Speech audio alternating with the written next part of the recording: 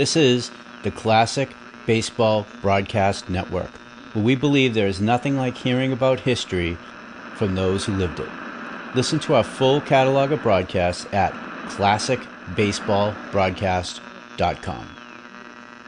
If you enjoy the podcast, please help me out and do one of three things. Follow, subscribe this podcast, and leave a review. It really helps. Share us with your baseball friends. Let them know about us. Or jump over to members.ThisDayInBaseball.com. Join our email list, community, and our family of baseball podcasts. Hi, everybody. This is Phil Rizzuto welcoming you to another game in the 13th straight year of Yankee baseball as brought to you by Ballantine Beer. Today, the Yankees meet the Boston Red Sox here at Fenway Park in the Yankees' last appearance here in Boston. For the New York Yankees, leading off playing right field, Hank Bauer. Tony Kubek is at shortstop today, batting in the second position. Cletus Boyer is giving a bit of a rest. He's been playing real fine defensive ball, but hasn't been hitting the way Casey Stengel would like to see him hit. So he figures a day or two rest might get him primed up a little more. And when he puts him back in the lineup, he'll start belting that ball the way he knows he can. Mickey Mantle is in center field hitting third. Yogi Berra batting in the cleanup spot and doing the catching. Elston Howard at first base hitting fifth. Hector Lopez batting in the sixth position playing left field. Gil McDougall batting seventh and playing third base. At second base hitting in the eighth position Bobby Richardson, and doing the pitching and batting ninth Duke Moss. For the Boston Red Sox, leading off playing second base, Pumpsy Green. Gary Geiger batting in the second position and playing center field. Pete Runnels will be playing first base, batting third. Gene Stevens in left field, batting in the cleanup spot. Ted Williams not in the starting lineup. Jackie Jensen batting fifth, playing right field. Playing third base and batting sixth, Frank Malzone. And there go the White Sox out on the field. The Red Sox out on the field. Everybody's worrying about the White Sox and the Indians, who's going to win the pennant between the two of them. But the Yankees are playing the Red Sox today. Sammy White doing the catching, batting seventh. Don Budden batting eighth, playing shortstop. And Jerry Cassell doing the pitching and batting ninth. Ready to go. Hank Bauer swinging a couple of big bats. Walking up towards home plate, Jerry Cassell rubbing up the new ball, putting a little rosin on it, starting his warm-up tosses. Cassell has won 9 and lost 8 on the year. Against the Yankees, he has no wins and one defeat, which is his lifetime record against New York. Jerry was born September 27th, 1933 in Brooklyn, New York. He's 6'2", 200 pounds. Still lives in Brooklyn.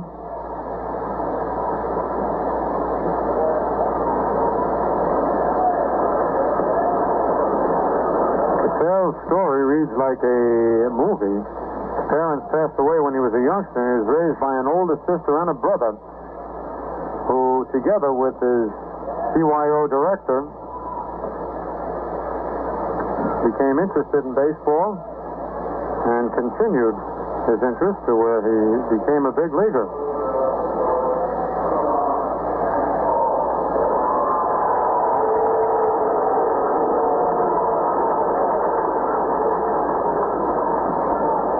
Hank Bauer stepping into the batter's box, batting .230. Hank has 17 doubles, 9 homers, and 34 runs batted in.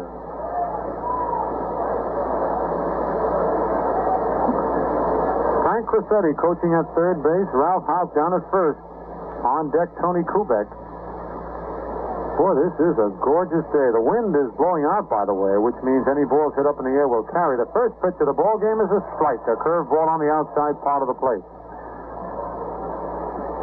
Cassell lost to the Yankees 8-5 back on August 11th, losing to Duke Moss, his opponent today. Wind up by the right-hander. He kicks, and the fastball is fouled off the screen and back of the plate, strike 2. Cassell started 2 other times against the Yankees, on July 11th and August 16th.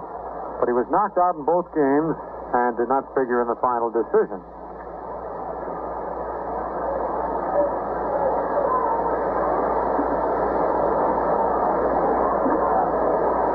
The Yankees 15 and a half games behind the White Sox, 1 full game behind the Tigers for third place. Here's the pitch.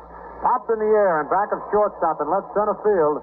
Budden going back. Stevens coming on, and Stevens, what a catch Stevens makes. Right off his shoe tops and half the ball hanging out of his glove. And there was almost one of those triple collisions that you fear and that sometimes happen. Budden, Gary Geiger, and Gene Stevens all converging on the ball in short left center field, and Stevens stopped at 1 second and then continued, and he's got those long arms, and he just reached out low to the ground and caught the ball in the webbing of his glove. A beautiful play by Gene Stevens on what could have been a gift double for Hank Barr. One away. Here's Tony Kubek. The pitch to Tony is outside, ball 1. Kubek batting .293, has 19 doubles, 7 triples, 5 homers, and 44 runs batted in. Tony has a 7-game hitting streak, and he's the hottest hitter on the Yankees right now. Casale ready. The pitch is low, ball 2, 2-0. On deck, Mickey Mantle. So the ball game starts off right away with a spectacular play by the Red Sox left fielder Gene Stevens. I'm happy to hear that. The Armed Forces Radio picking up our broadcast today. All our servicemen and women around the world. There's a foul back out of play just to our left, right in the Skyview seat. Souvenir for Tom Yorkie, owner of the Red Sox. That's a fellow that doesn't need a baseball, but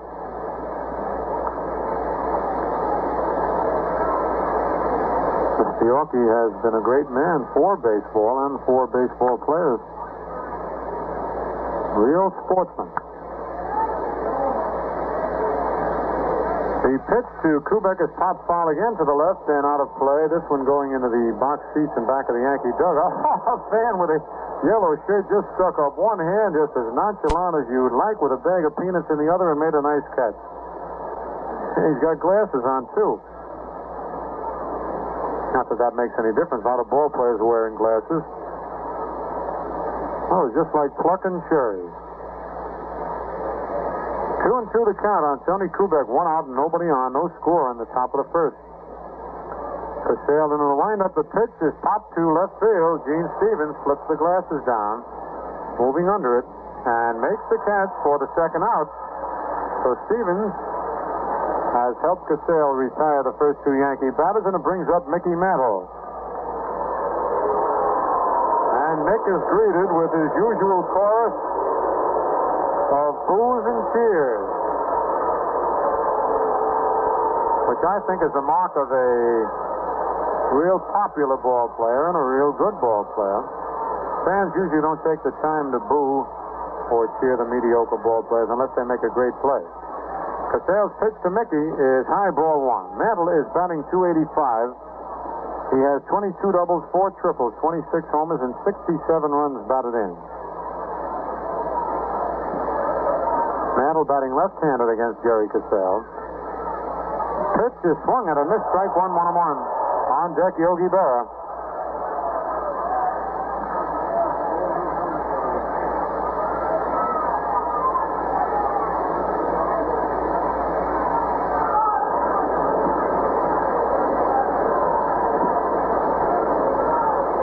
One strike. Yankee dugout is just in back of third base, and the Red Sox in back of first base. It's a real cozy ballpark. The seats are right up on the playing field. Here's the pitch. It's over, strike 2 call. Casale with a big motion that time took something off his fastball. And Mickey, you watched it just dance over the plate. 1 ball, 2 strikes. 2 out, nobody on. No score here in the top of the first.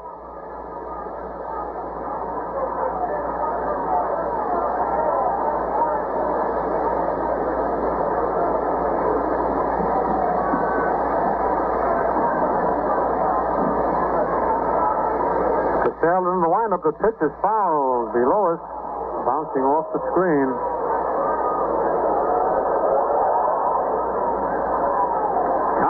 at 1 ball and 2 strikes.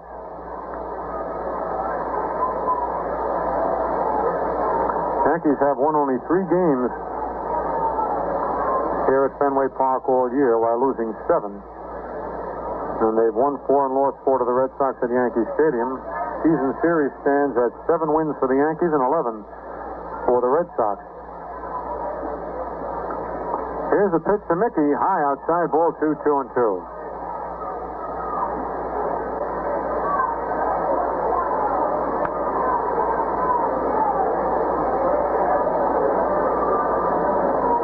When you look at the standings over the course of the year, you realize why the Yankees are not in first place right now. They usually play better on the road than they do at home, but not so this year. There's a foul back against the screen.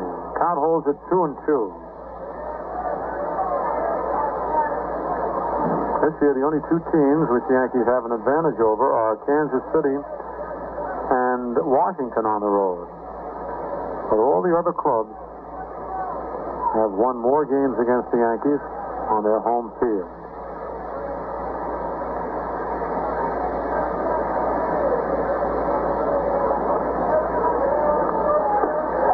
Mickey is called out on strikes. The pitch caught the inside corner. Patel gets his first strikeout, and for the Yankees in the top of the first, nothing across. They go down in 1-2-3 order to score at the end of 1/2 inning of play. The Yankees nothing in Boston coming to bat.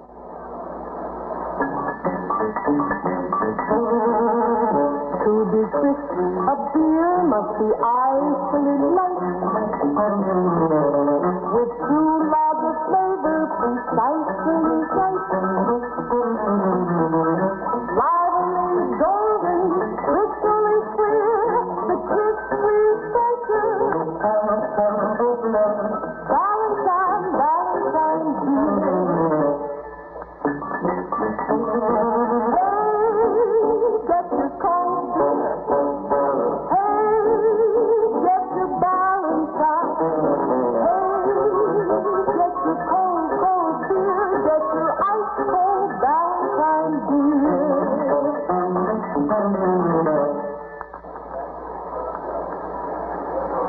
Yes, sir, it's like the song says, to be crisp, a beer must have lightness plus true lager flavor. And Mr. Valentine's got them both. So enjoy the crisp refresher first chance you get. Out on the mound for the Yankees today, Duke Moss. Moss has won 12 and lost 6 on the year, and against the Red Sox, he has 3 wins and 1 defeat. And his lifetime record against Boston, 11 wins, 10 defeats. Lifetime record in the big leagues, 38 wins and 41 defeats.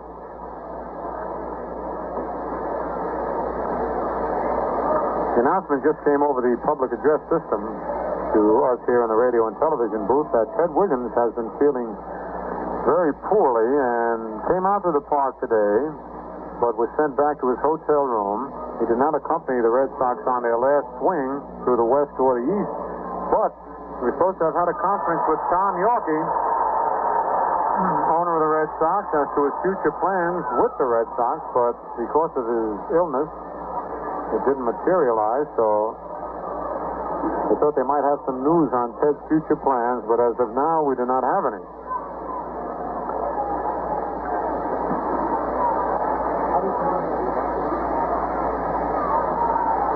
Elijah Pumpsy Green, switch hitting second baseman, takes the pitch high, ball 1. Green's batting .256. He slipped quite a bit since the Yankees were in town. He was over the 300 mark last time we were here. He has 3 doubles, 2 triples, and 5 runs batted in.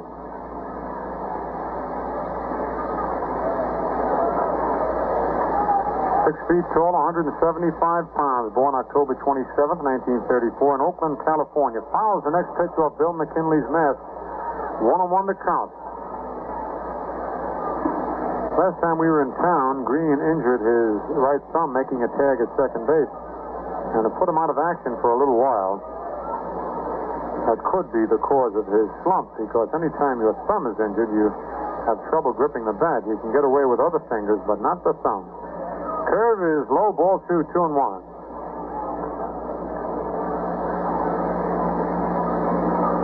Billy Jerges. The skipper of the Red Sox coaching at third, and Del Baker down at first. Rudy York, the batting coach, sitting on the steps of the Red Sox dugout. There's a fastball that's high outside, ball 3, 3-1. No score here in the bottom of the first. On deck, Gary Geiger.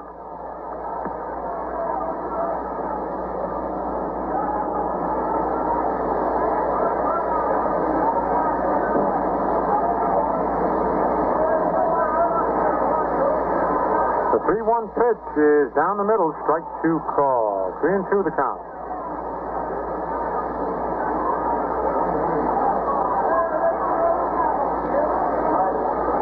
We know that Billy Jurgis is the only manager in the American League to manage on the base path. In the National League, Sally Hemus gets out there. The ball is popped into left center field. Going way back, Mantle chasing it. And can't get it. It's off his glove. He kicks it off the wall. Green around first, around second, and holds on with a long double to deep left center field. Mantle got his glove on the ball, couldn't hold on to it. And as it caromed off the wall, he kicked it. Green thought he had a chance for 3, but Mantle's throw coming in convinced him to stop, and he turned back with a double. A double to left center field for Green, his 4th double of the year.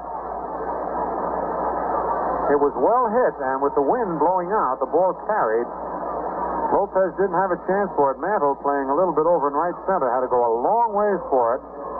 Just got the fingers of his glove on the ball. Couldn't hold on to it. Here's Gary Geiger, the center fielder. Geiger's batting .257. Has 10 doubles, 4 triples, 10 homers, and 44 runs batted in. Gil McDougal moves way in at third base. Geiger, a left-hand hitter. The pitch is low outside, ball 1. Gary Merle Geiger. Born in Sand Ridge, Illinois. 6'1", 164 pounds.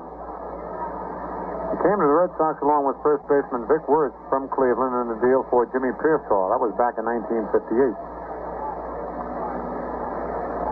Green leading off second base. The stretch by Moss. And the pitch is outside, ball 2, 2-0. Casey Stengel said Gary Geiger was the sleeper in that deal and not Vic Wertz, on whom the Red Sox had counted for much of their power. Vic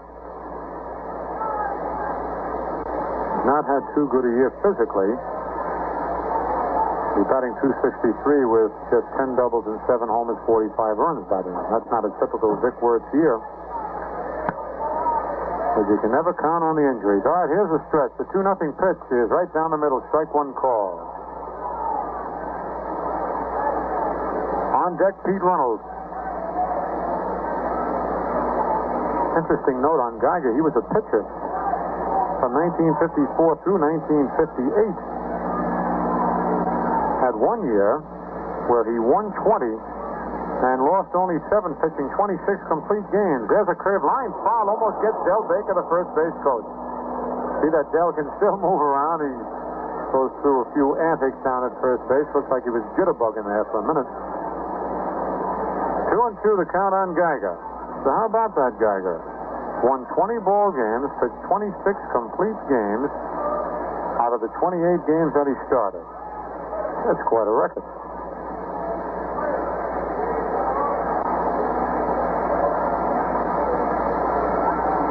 Here's the stretch. Pitch is hit deep to left field. Lopez going back near the wall and makes a beautiful leaping one-hand catch against the scoreboard in left center field. Green, who was all the way to third, has to scamper back. We're getting some mighty fine plays here right in the first inning. Gene Stevens came up with one off Hank Bauer, who led off the ball game. Mantle almost came up with one off Pumpsy Green, trying for his shoestring catch on Green's double. And then Hector Lopez made one as he went back as far as he could and leaped as high as he could and caught the ball just before it hit the scoreboard. 1 out. Green remains at second base. Here's Pete Reynolds. Pete batting .317, has 32 doubles, 4 triples, 6 homers, and 46 runs batted in.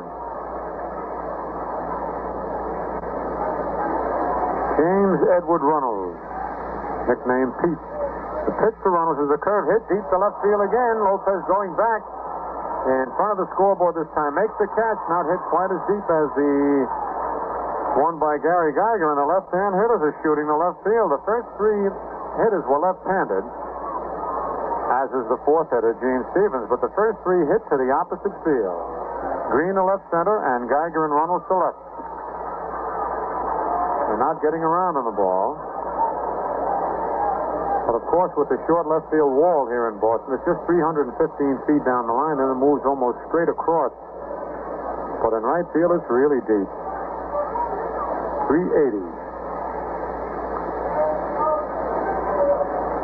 2 out. Green at second. No score. The curve to Stevens is low. Ball 1. Stevens batting .264, 10 doubles, 1 triple, 3 homers, 31 runs batted in. Glenn Eugene Stevens, 6'3", 185 pounds. Pumpsy Green still at second base. On deck, Jackie Jensen. Slow curve is hit on the ground at second base. Richardson coming in fast. Up with a throw to first. In time for the out. A nice play by Bobby Richardson on a slow ground ball. For Boston in the bottom of the first. No runs on 1 base hit. No Yankee errors and 1 man left. And the score at the end of 1 full inning, the Yankees nothing and the Red Sox nothing. Take a look at the scoreboard, and it's a mighty important one for both leagues today. In the American League, 3 doubleheaders. This is the only single game in the American League. Washington is at Baltimore for a doubleheader. In the first game, Washington failed to score in the top of the first. Kemmerer pitching against Odell. Kansas City is at Chicago for 2 games. And Detroit at Cleveland for 2. And in the first game, Detroit has just come up with 4 runs in the top of the second and lead Cleveland 5-2, with Cleveland batting in the bottom of the second. Foytak for the Tigers. Garcia started, McLeish in the second, and Perry in the second. Rocky Colavito hit his 40th homer of the year in the first inning with a man on for the Cleveland Indians. That gives Rocky the league lead in the American League, tied with Ernie Banks, who has 40 now in the National League. And in the National League, Chicago at Los Angeles playing tonight. St. Louis at San Francisco will start later on. Pittsburgh at Milwaukee, and Philadelphia at Cincinnati all starting later on.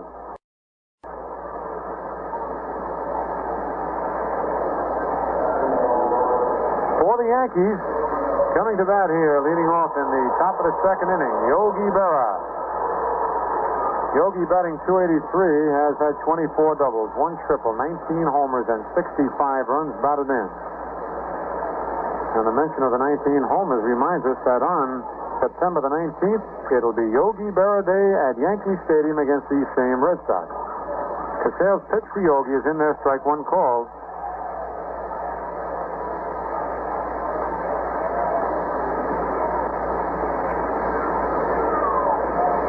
In the Kansas City-Chicago game, the batteries have just come in.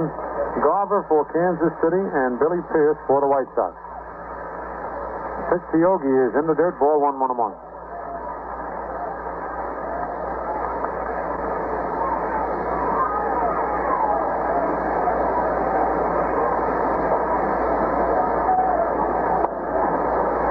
Yogi Berra. Ready. The pitch is line to right center field. A base hit for Yogi. Jensen going over, backhands the ball. Nice play. Yogi around first, starts for second, and comes back. A beautiful defensive play by Jackie Jensen. Holds Yogi to a long single, and listen to that crowd. Jensen running as hard as he could to his right, backhanded a ground ball. A beautiful play. And held Yogi to a long single. That's the first hit for the Yankees. Jackie Jensen, who was the most valuable player in the American League last year. Brings up Elston Howard. Howard batting .278. The pitch to Elston is strike one. He swings and misses. Runnels holding first against Yogi. Elston has 22 doubles, 4 triples, 17 homers, and 68 runs batted in.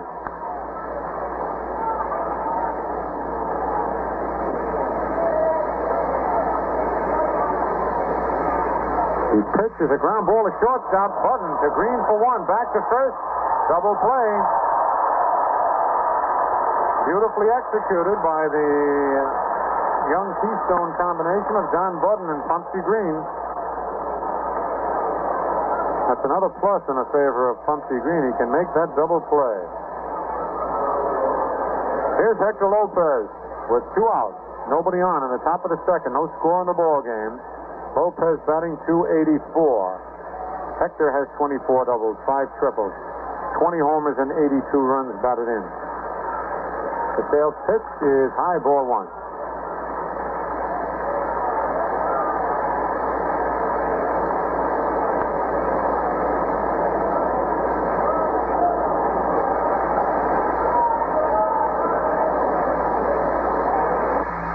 Fastball just misses outside. Ball 2, 2-0.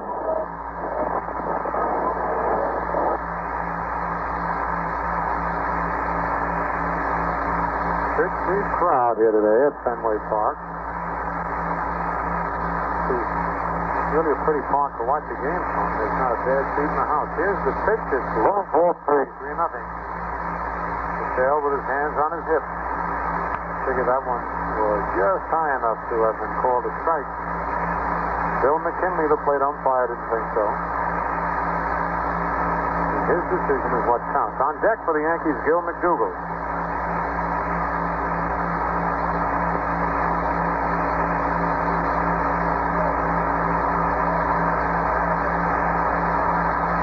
Nothing pitch is high, ball 4. And again, Casale puts his hands on his hips. Thought that one was in there. There's the first base on balls given up in the ball game. Lopez at first, and the batter, Gil McDougall. Gil batting .236. Has 15 doubles, 6 triples, 4 homers, 26 runs batted in. Ronald holding first against Hector Lopez. 2 out. Nobody has scored in the ball game as yet.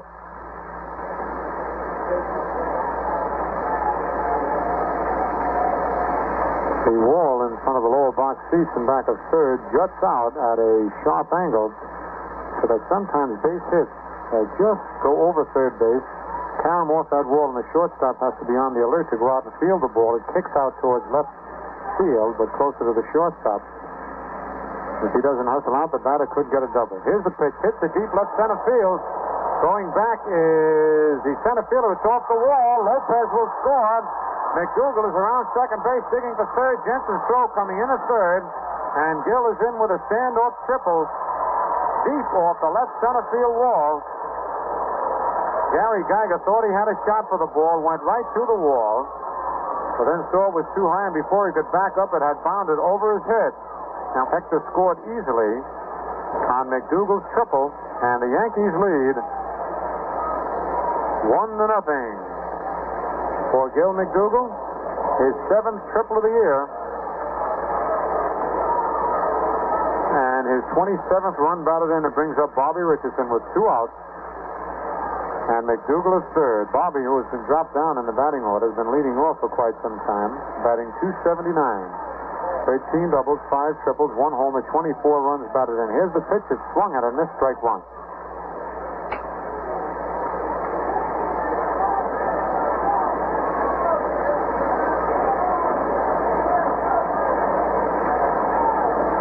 The windup by Cassell. Pitch is low. Ball 1-1-1. So the base on balls again proves disastrous. This time is Jerry Cassell. With 2 out, he walked Lopez, and then McDougall tripled. Here's the 1-1 delivery. A foul.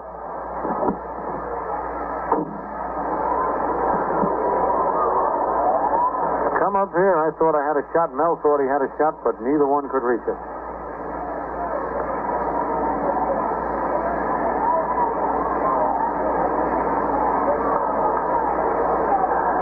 1 ball, 2 strikes.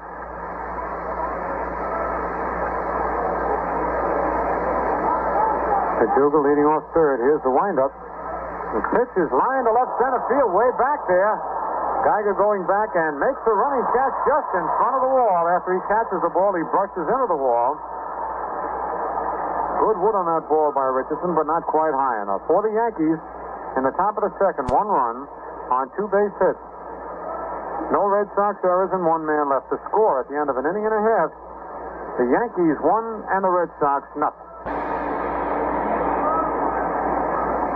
Before we start the bottom of the second, let's pause for station identification.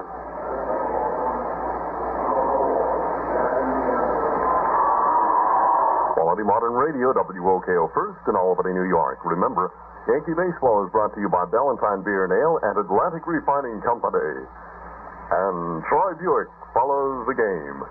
Jensen, batting .275, will lead off for the Red Sox. Jackie has 25 doubles, 27 homers, and 98 runs batted in.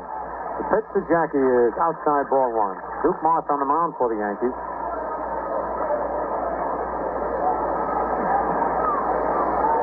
Jensen was tied with Rocky Colavito and Harmon Killebrew for RBIs, but Rocky has hit a homer with a man on, gives him an even 100. The curve is low outside.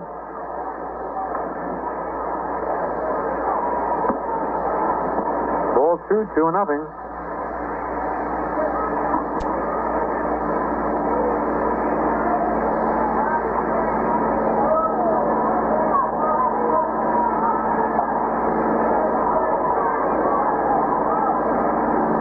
Here's a 2-0 pitch, and there's a drive to deep left center field, way back there, and up off the screen. It's a home run. Oh, wait a minute. That ball, did it hit off the screen or hit off that? It hit the top of the wall. To me, it looked like a home run, but Eddie Rommel, the center field umpire, the second base umpire who ran out to center field, said it got not hit above the screen. Well, to me, it looked like the ball hit above the screen on one of those poles hanging down, Joe. But Eddie Rommel says no. All the Red Sox players in the bullpen and the ground crew are waving that it was a home run. Well, that's why from back here, we're best off not umpiring. An optical illusion. Or as Dizzy Dean would say, an optical delusion. But anyway, it's a double for Jensen. Man, was that close to being a homer. Second hit off Duke Moss, both been doubles, one by Pumpsy Green. Here's Frank Malzone. Malzone batting .278. Takes the pitch over, strike 1 call. Frank has 30 doubles, 1 triple, 18 homers, and 87 runs batted in.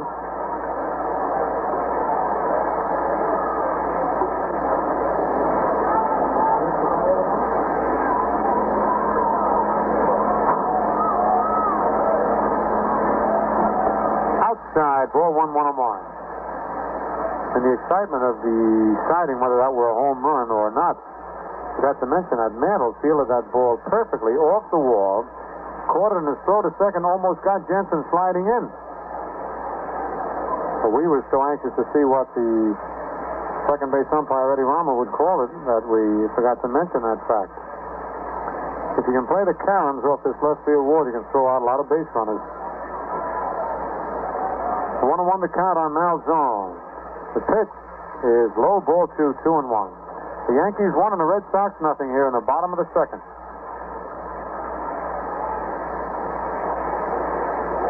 Malzone's another New York boy, born in the Bronx, 5'10", 180 pounds, now lives in Oneonta, New York.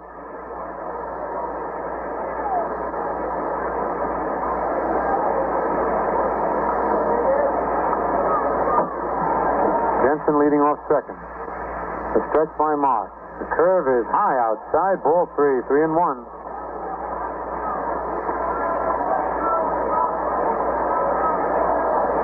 On deck is Sammy White.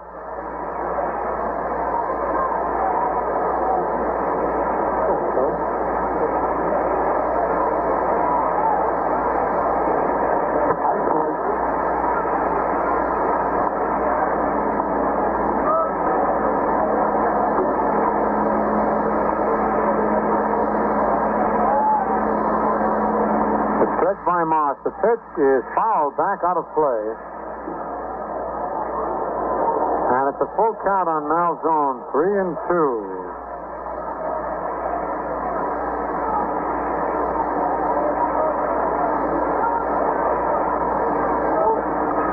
Has been the American League All-Star third baseman the last 3 years in a row.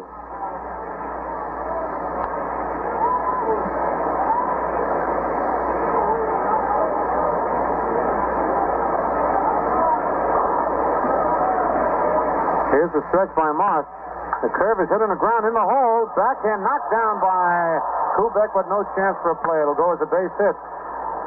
He had backhanded the ball, and the ball popped out of his glove. It goes as an infield single, but Jensen remained on second base.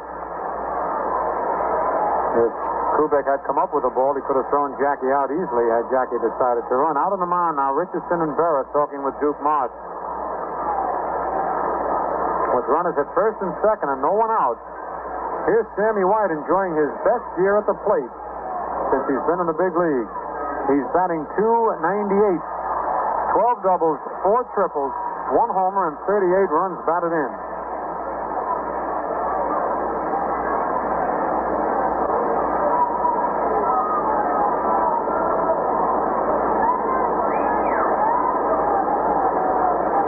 Sammy, a right-hand batter. He's 6'3", 195 pounds, born in Wenatchee, Washington, now lives in Sarasota, Florida.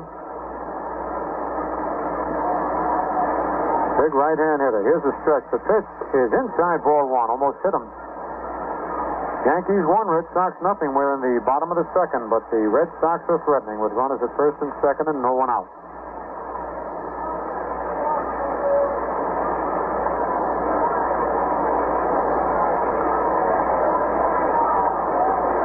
Here's the stretch. Pitch is hit to right field, a base hit. Bauer is up with the ball. Here's Jensen around third. He'll score as Bauer's throw comes into third base, and the ball game's tied up. Sammy White punched that ball to right field, and that's something Sammy could never do his first few years in the big league. He pulled everything, and as a result was easy to play. But now that he's able to punch that ball to right field, you cannot play him as a pull hitter any longer. And he becomes a tougher batter and a tougher man to get out of there. Malzone held at second base. Jensen scored. The score's tied 1-1. For Sammy White, his 40th run batted in.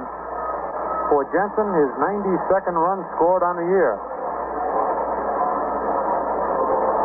Here's Don Budden, the shortstop, with runners at first and second, and no one out. Budden is hitting .225. Has 20 doubles, 1 triple, 8 homers, and 45 runs batted in. Humphrey Green on deck. Jerry Casale due to be the next batter. Yankee infield not looking for the sacrifice. Casale's a good hitter. They might bunt. Here's the pitch. He swoops, takes it inside. Ball one. Started to swing. Now Budden looks down at Billy Jurgis coaching at third. Red Sox fans start applauding. They want to rally. A lot of interest in this Red Sox team. A lot of good young ball players, and they're thinking of the future. Here's the stretch. The pitch is low, ball 2-0.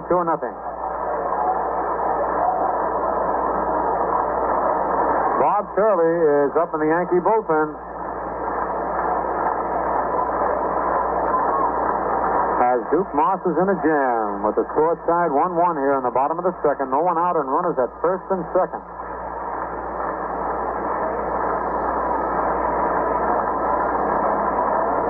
Here's the stretch. Curve is in there, strike one call. Budden shakes his head a little bit and walks out of the batter's box, picks up some dirt, and throws it down on the ground. The crowd kind of agreeing with Budden that they thought the pitch was low.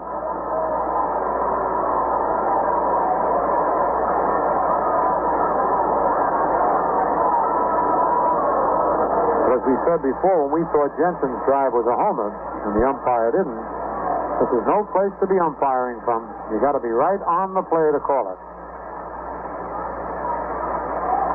And even then, it's tough. Don Budden, 5'11", 178 pounds. Born in Taberville, South Carolina.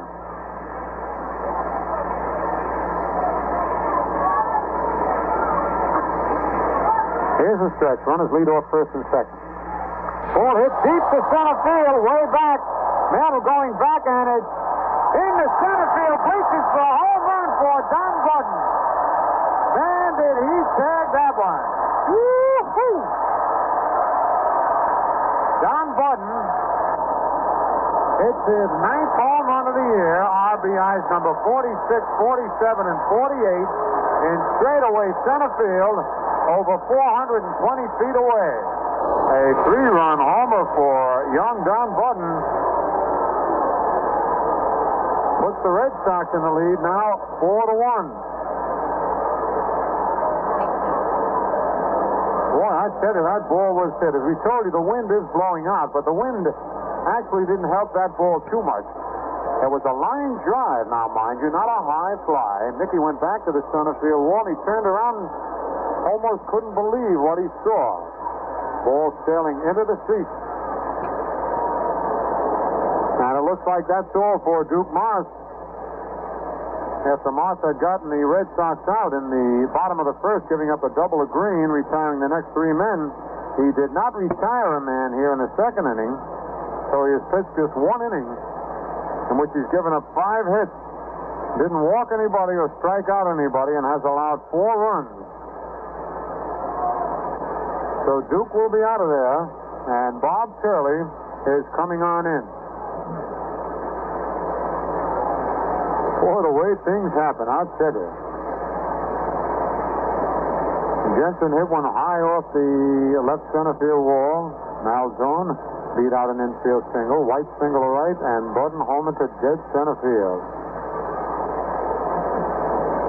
So the Yankees are trailing 4-1 here in the bottom of the second inning. Bob Turley ready. His first pitch is high outside, ball 1.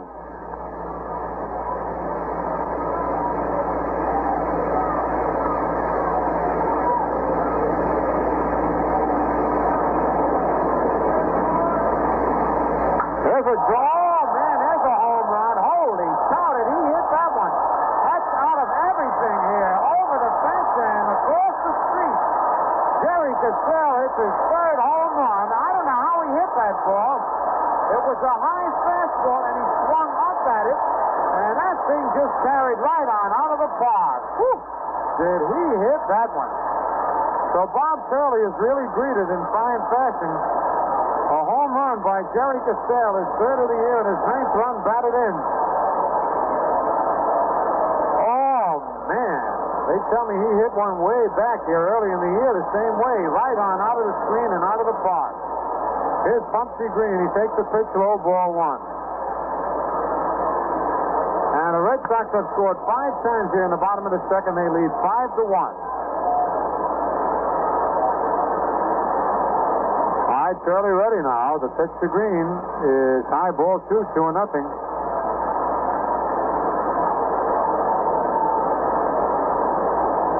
We've just been paid a visit by our television director, Jack Murphy. So who's directing the show over there? You're sitting here, Murph. Joe Sinelli. This is Labor Day. You know everybody works. There's a drive to deep right center field, way back. Mantle digging, Bauer digging, and it's in the bullpen for a home run. Oh, I'm telling you, the balls are really jumping today. Pumpsy Green gets his first major league home run, and he really creamed it. Way over 400 feet in deep right center field in the Red Sox bullpen. His first major league home run and his 6th run batted in on the year. And that's the 3rd home run in a row. We'll have to get Pete Callison to check on what the record is for consecutive home runs in an inning. That's 3 in a row. Budden, Cassell, and Green. The Red Sox now lead 6-0. And Bob Turley has pitched to 2 men, and they both home it. Here's Gary Geiger, who flied to left field in the first inning. The curve is over, strike 1 call. Geiger batting .256.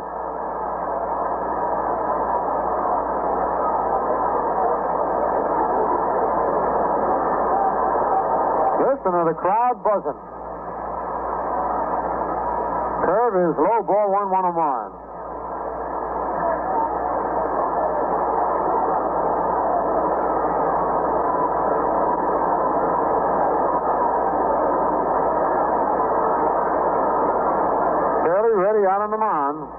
His 1-1 pitch is fouled at the plate.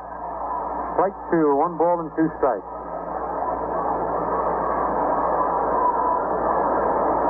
Three pretty good shots for home runs. Borden hit his in the center field bleachers, could sail right on out of the ballpark over both fences in left field, and Punsey Green in the bullpen in deep right center field. Here's the 1 ball, 2 strike pitch. Low curve is low. Ball 2, 2-2.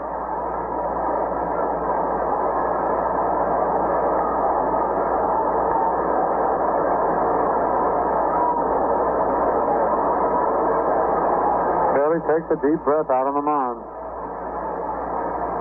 Here's his 2-2 delivery. It's popped in the air to the left side. Tony Kubek, the shortstop, getting under it and makes the catch for the first out of the inning. Geiger pops to Kubek. Brings up Pete Runnels, who flied to left field in the first inning. Runnels batting .316.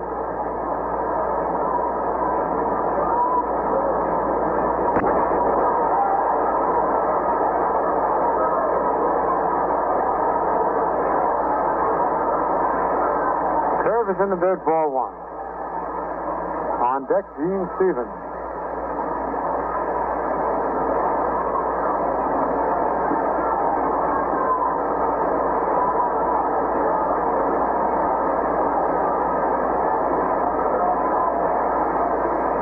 Curve is low, ball 2, 2-0.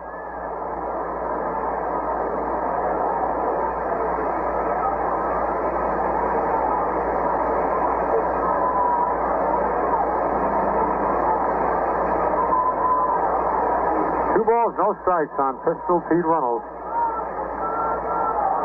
1 out and 6 runs in. Pitch is hit on the ground at second base. Bobby Richardson up with it over to Howard, and it's 2 away. And here comes the 9th man to bat in this inning, Gene Stevens, who in the first inning bounced to second base. Stevens is batting .263.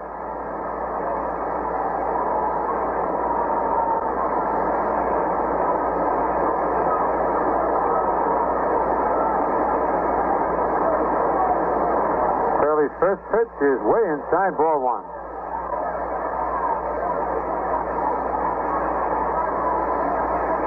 On deck, Jackie Jensen, who started off this inning.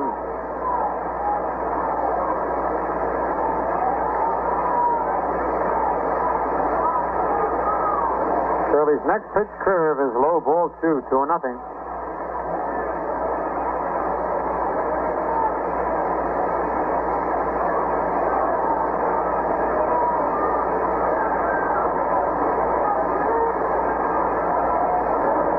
Here's the 2-0 delivery. Swing and a line drive to right field. That's in there for a base hit and extra bases. Stevens around first, digging for second. Bauer up with the ball. And Stevens is on at second with a long double in the right field corner.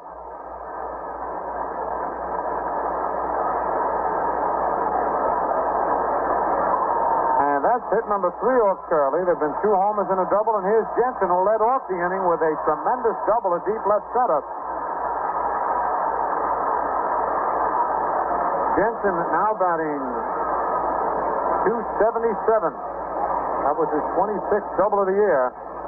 2 out and a runner at second. 6 runs in. The Red Sox are leading 6-1.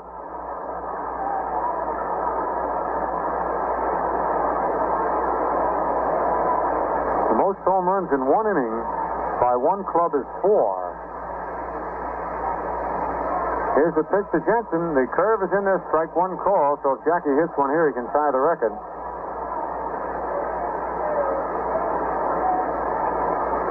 Boston, Detroit, Boston, and Boston. Boston did it 3 times.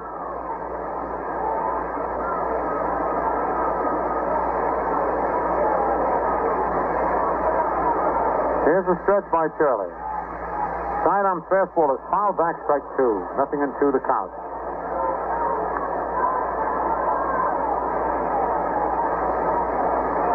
In the National League, there were 5 home runs hit in one inning. The Giants and the Phillies did it. The American League record is 4.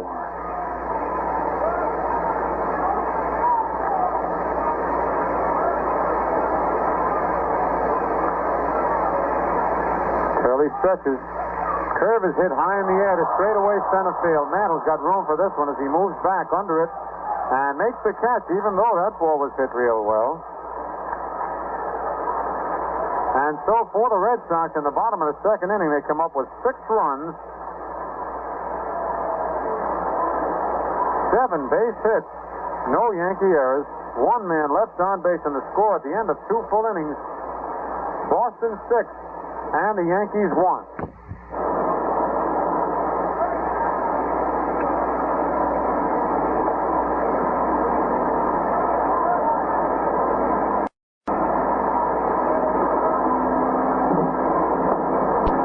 Everybody.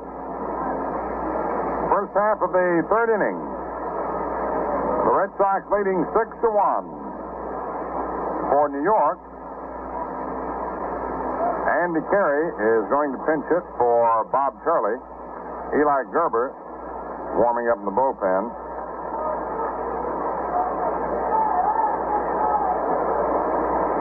Jerry Casale with a 5-run lead.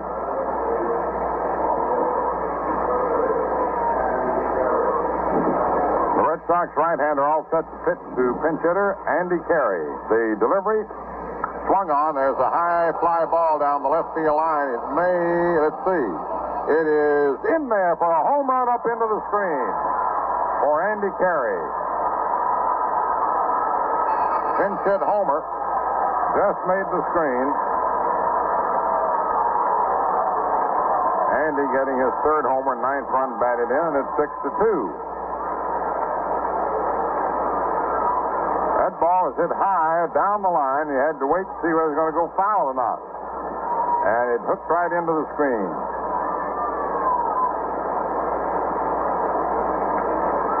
Sammy Whiteout talking to Jerry Casale for a moment.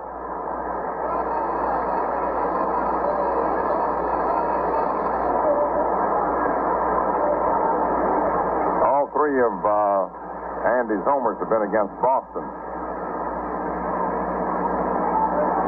2 of them up here.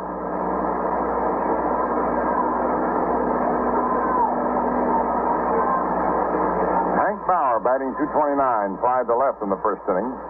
Casale delivers. Bauer swings and sends a liner over short into left field for a base hit. Budden leaped but couldn't get it. He had to wait for him. Bauer singles to left. And now Tony Kubek comes up. Hitting .292. He flied to left field in the first inning.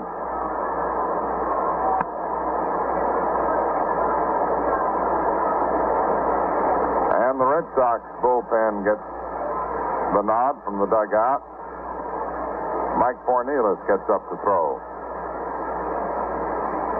Casale checks Bauer. The pitch to Kubek swung on. That's a fly ball into right center. Geiger goes over, gets under it, makes the catch. That ball is hit pretty deeply, right at the edge of the bullpen. 1 away, and here comes Mantle, who is hitting .284, struck out in the first inning. Yogi Berra on deck.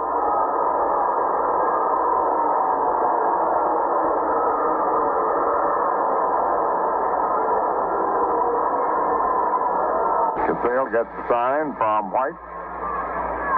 Into the stretch, Bauer with the lead, the pitch to Mantle. Swung on, hit up into the air into left field, and that ball is up against the screen for a home run for Mickey Mantle. It signaled a home run by Larry Knapp. It hit the tower in the screen, or the guide post in the screen in left field.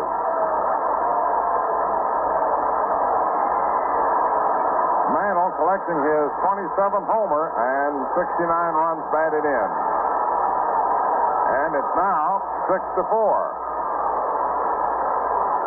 The supports that hold the screen up above the fence, the ball hit that and rebounded to the playing field, and Larry Knapp immediately signaled homer.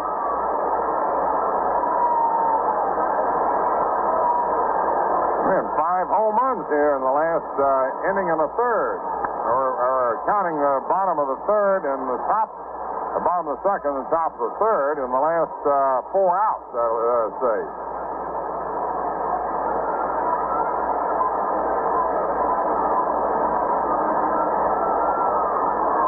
here's Yogi Berra hitting .284.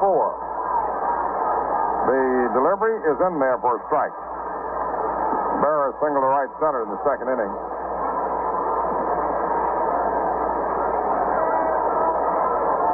Mickey homered off Casale on August 16th. Pitch to Yogi. Yogi hits a high fly to right, not deep. Jensen's under it and makes the catch. 2 down. And here's Elston Howard. Grounded to short into a double play. 6-4 Boston. It's the first of the third.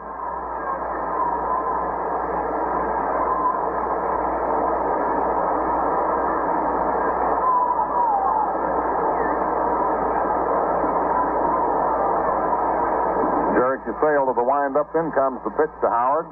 Outside. Ball 1. 1 ball, no strikes.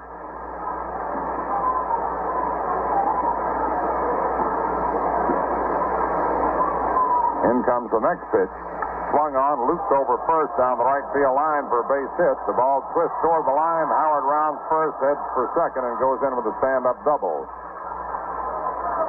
Getting a collection of extra base hits around here today. Hector Lopez coming up. Drew a walk in the second inning.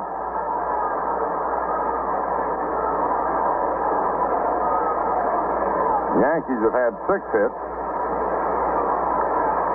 4 of them for extra bases. The Red Sox have had 8 hits. 6 of them for extra bases. Lopez batting .284. 2 men out. Casale delivers. Inside. It nicked him. It nicked him on the arm, and he's aboard. Nicked him on the shirt somewhere. He was trying to get back. Pitch is inside. It didn't hurt him. It just nicked him wherever it was.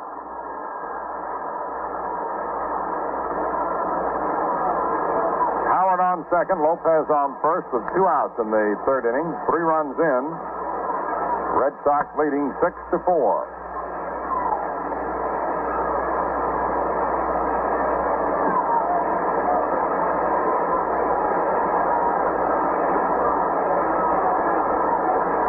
Casale ready. Pitch to Gill. Swung on it, missed. Strike 1.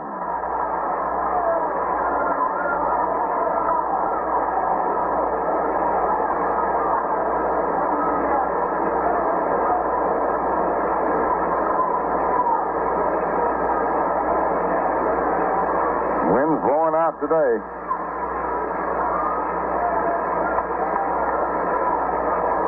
Casale into the stretch. The pitch to McDougald. Swung on, a ground ball hit out short. Up with it is Budden. Flips to Pumpsy Green to force Lopez. And the side's retired. 3 runs for New York.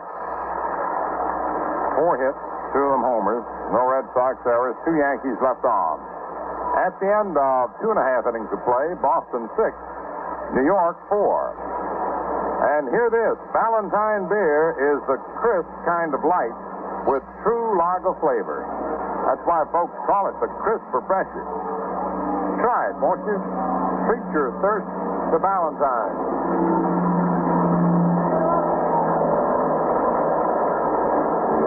Eli Gerber coming in to pitch in the last of the third.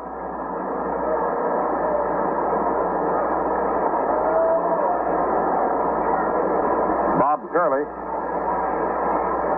came on in the second inning with nobody out. Pitched 1 inning. Gave up 3 hits. 2 of them homers. Allowed 2 runs. Maz gave up 5 hits and 4 runs. Yankees will be home Wednesday night, Thursday afternoon with Kansas City. Tigers Friday and Saturday afternoons. Doubleheader with the Indians next Sunday. A makeup game a week from today with Cleveland on the 14th. And the White Sox are in Tuesday and Wednesday afternoons, the 15th and 16th. Eli Gerber, making his 15th appearance for New York, has a record of 1-4. First two appearances were in relief against Boston, both here in July. Started against them August 15th in New York and was knocked out in the third inning. Boston won the game 12-4.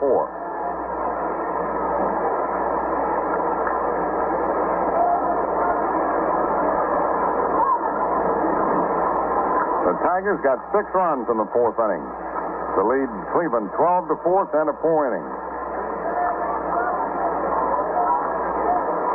6-4 Boston here in the last of the third. Here's Frank Malzone at bat. White and Budden to follow. Malzone hitting .279. The pitch in there, strike one. Frank grounded a single to short in the second inning.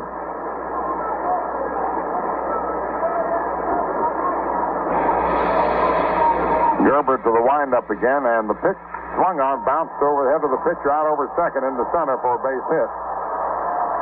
Malzone holds up after the turn as Mantle fields the ball, relays it back into Bobby. Malzone opens the third with a single to center, and here's Sammy White hitting .300, having a good year. Single to right in the second inning.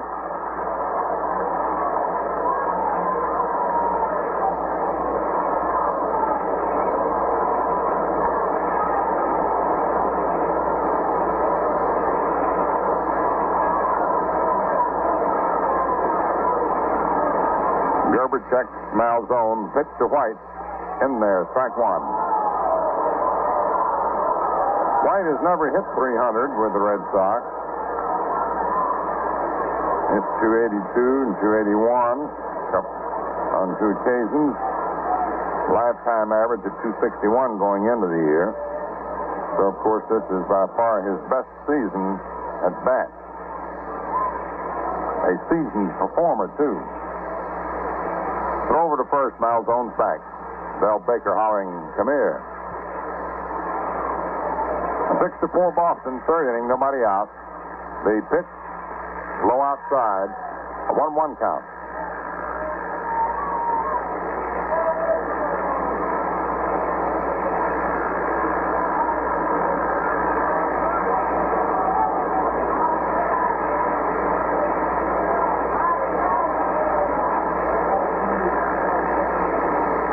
Gerber ready.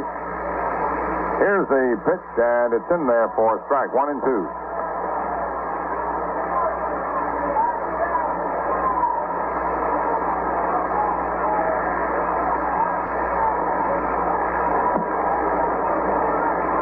One ball, 2 strikes.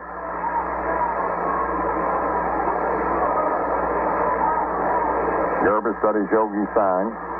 Into the stretch, Malzone leads away from first. Here's the pitch. Sammy White swings and sends the bouncer out back of second. Kubek over to Richardson for one. Throw to first, too late. Force out at second. Kubek to Richardson. The ball was not hit too hard.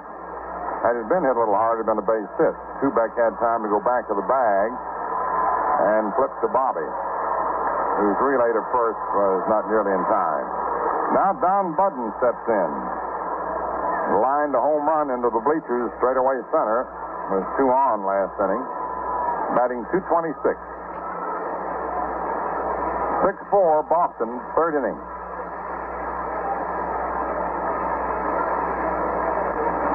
Gerber delivers to Budden. Outside and low, ball 1.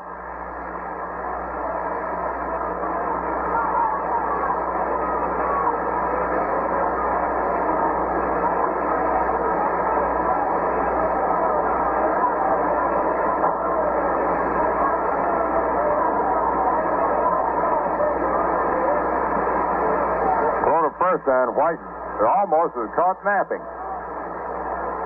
Gerber had not yet gone into pitching position, saying it's time the rubber, and he saw White looking in to try to get the sign and threw quickly over. Now we're ready. The pitch to Budden, swung on. Little roller hit toward third. McDougal has to hurry. He grabs it, fires on to first, and gets him. Moving on to second is Sammy White. Howard throws on down to Richardson, but White didn't make the turn. Now here's Jerry Castillo, who hit a homer in the second inning, batting .188.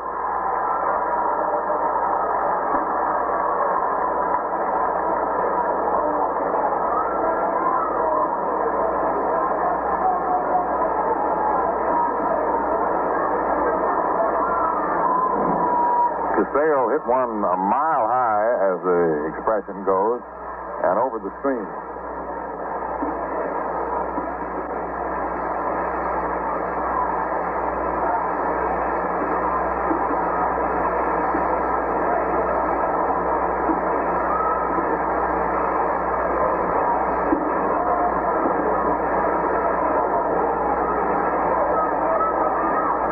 Gerber delivers inside for a ball. 1 ball, no strikes.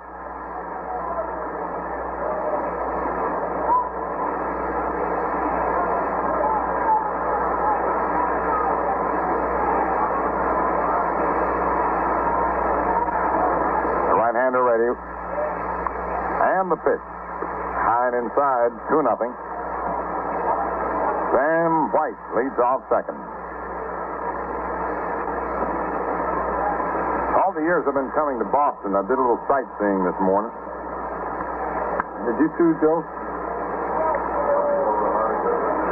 Yeah, we'll run over by Harvard University. I've been over there to do broadcast football games and visited the campus. Here's the pitch. Swung on, a little roller, hit slowly. McDougal one-hands it, flips on to first in time. And the side's retired.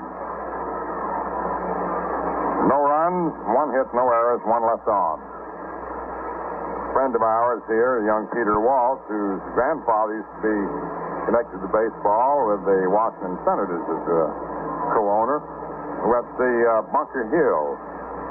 So, place where Paul Revere got the signal, the North Church, the tower. Samuel Adams, what do we see with Samuel Adams? The place where he was buried, that's right. And mother and father of Benjamin Franklin. Yeah. Is that right? A lot of things, boy. The Boston Commons. Very, very wonderful city. Got things that are old and things that are new, and things that have been in great tradition. By the way, that reminds me, they've been brewing Ballantine since about 1839. That's a long time, man. And they know how to do that. Crisp kind of light, but true lager flavor. Ballantine beer, the crisp refresher.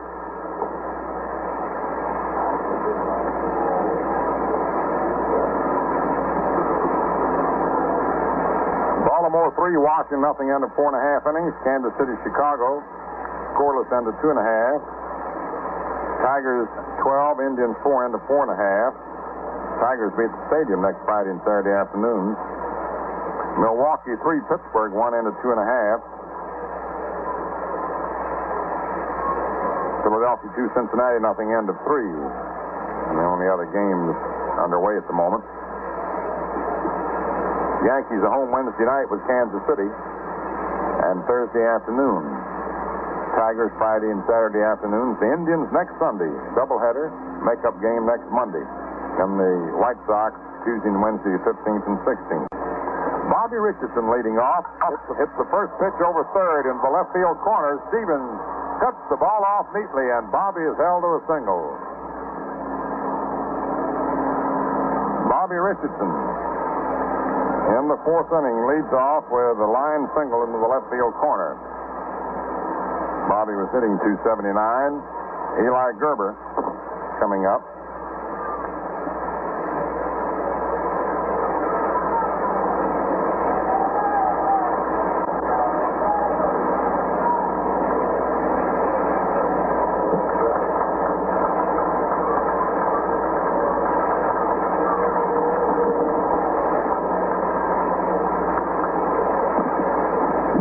Deck.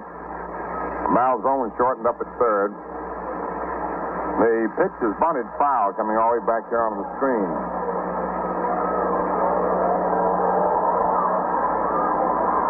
Gerber had 3 for 12, hitting .250.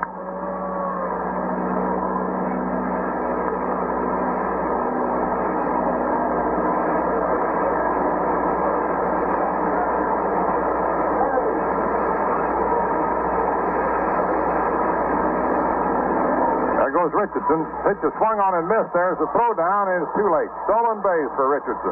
Got the jump on him. Hurried White throw. Bobby Seals second. Pitch was a strike.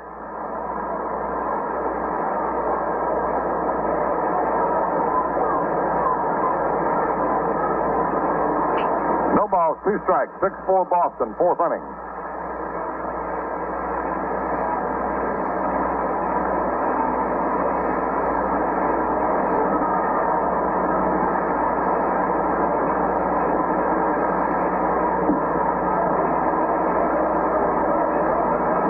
Sailed to the stretch, the 2-strike pitch, swung on and fouled down the third base line.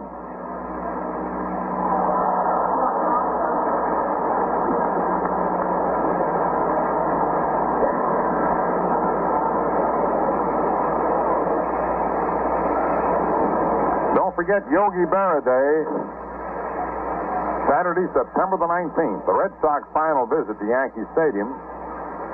Friday night the 17th, Saturday and Sunday afternoons the 18th and 19th. The pitch to Gerber, swung on and missed, strike 3.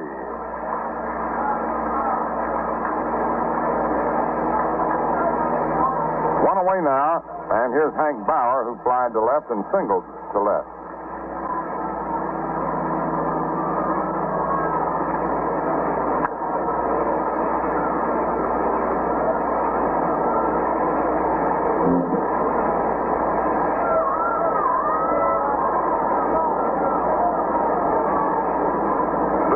Red Sox, 4th inning.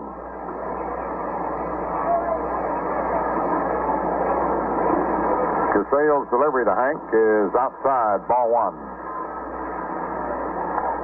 Give Hank plenty of room in straightaway center and just a little off to the right of that. And some room along the right field line. They play him to pull.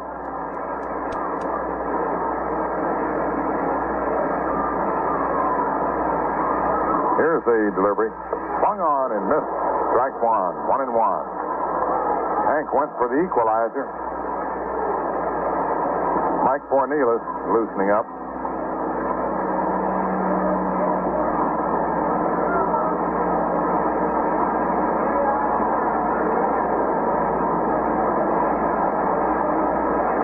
One ball, 1 strike. Here's the pitch. Swung on to a fly ball in the short center. Gary Geiger drifts in under it and makes the catch. 2 down. And Tony Kubek comes to bat. Hitting .292, he flied to left and flied to center.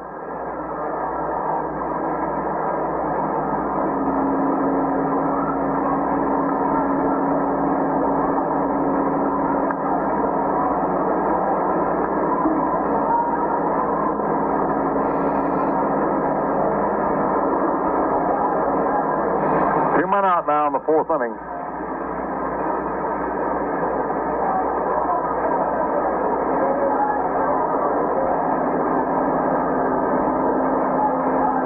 The pitch to Kubek is a little bit outside, ball 1.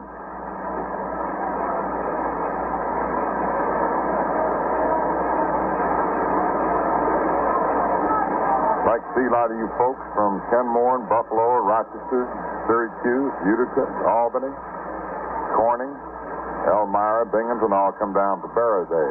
Swing and a miss. Strike 1. 1-1. White Sox just scored twice in the last of the third to lead Kansas City 2-0, end of 3. Tito Francona just blasted a 3-run homer to make it 12-7 with the Indians still batting in the 5th. Here's the pitch to Kubek. He swings and hits the drive to right center. Geiger digs for it, still going, and he one-hands it short of the wall. The side is retired. No runs, 1 hit, no errors, and 1 left on. A great play by a game guy. And listen to the hand. Muncie Green doubled to the left and hit a homer. And for those of you who might have just joined us, the Red Sox hit 3 consecutive homers in the 2nd inning to tie a Major League record for most consecutive homers in an inning. Most total homers in an inning, though, is 5. The pitch swung on and missed. Strike 1. Red Sox leading 6-4, last of the fourth. Gerber's delivery. A little bit low in the count. 1-1.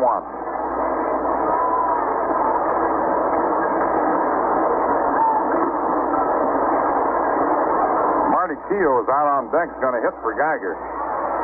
The pitch to Green, swung on. There's a fly ball into left.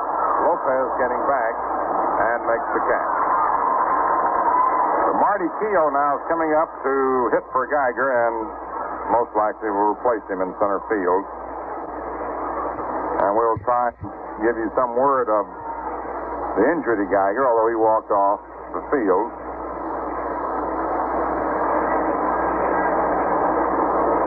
Keough, a left-hand hitter. Batting .241. Red Sox 6, Yankees 4. Last of the fourth. Eli Gerber, third Yankee pitcher. Into the windup, the delivery. Curveball inside, ball one. Woody Held just hit a home run in the fifth inning.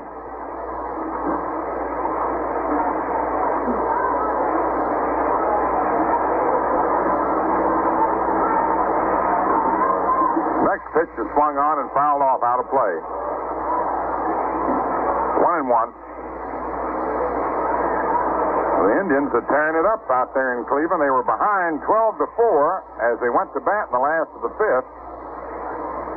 And they've scored 4 runs that we know of.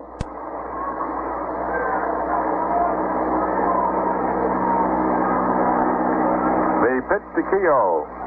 High, and the count is 2-1.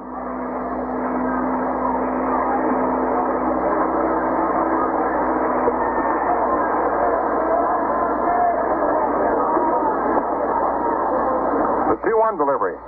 Swung on, fouled off out of play. Up onto the roof. A 2-2 count.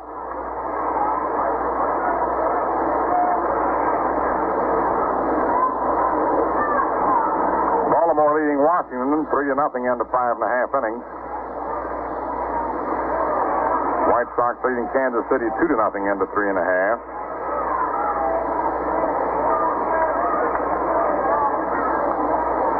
Two balls, 2 strikes on Marty Keough. Eli Gerber to the windup. Here's the pitch. Keough takes strike 3 call. Curveball caught him looking. Now Pete Runnels flied to left and grounded to second. Hitting .315. Braves 4, Pirates 1, end of 3 innings. Philadelphia 2, Cincinnati nothing, end of 4.5 innings.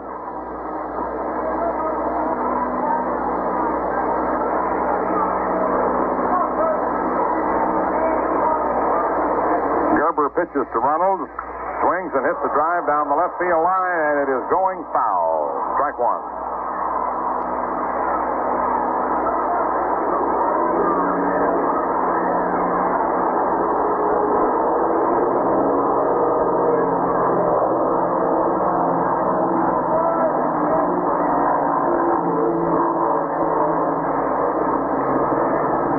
The 1-strike pitch. Swung on, lined over third to left field for a base hit. Taken on a hop by Lopez. Whips his throw back in. And Runnels is on with a line single to left. Bringing to the plate Gene Stevens, who grounded to second and doubled to right. Hitting .266. Cleveland came back with 5 runs in the 5th inning. And so they're back in the ball game. Detroit 12, Cleveland 9 to end of 5 innings. Morgan relieved Wojtak in the 5th. For Cleveland, it's been Garcia, McLeish, Perry, Seacott, and Score. Home runs, Colavito 1 on, Francona 2 on, and Held. Pitch to Stevens is high. Bowling, homer for Detroit. Berberette is 2 on. That'd be a great one for the Indians to pull out if they pull it out. Behind 12-4 is 12-9. And the pitch. Swung on. There's a drive out into right. Bauer coming on and makes the catch. To retire the side. No runs, 1 hit, no errors, 1 left on. Down to 4 innings of play. Boston Boston 6, the Yankees 4. Get your ice-cold Ballantine beer and enjoy the crisp kind of light with true lager flavor. And now we're on the go again, as this is Bob Delaney with the rest of the ball game brought to you by the Atlantic Refining Company and your neighborhood Atlantic dealer, the folks who keep your car on the go. Atlantic keeps your car on the go. For business, for pleasure, in any kind of weather, Atlantic keeps your car on the go.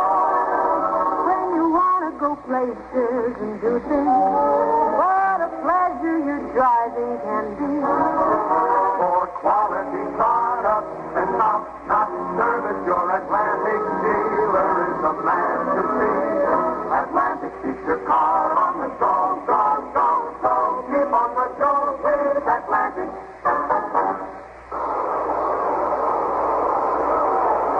Mantle, Berra, and Howard. Next pitch is a strike, and the count's 1-1. Mickey struck out in the first inning and hit a homer with one aboard in the third. Batting .286. Jerry Casale into the windup. Around comes the right arm. The pitch is swung on and missed. Strike 2.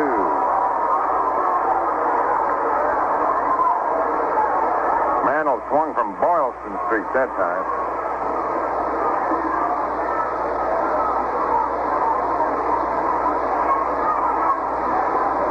Now the delivery. It's in there. Called strike 3. One away. Here's Yogi Berra batting .284. Single to right center and fly to right.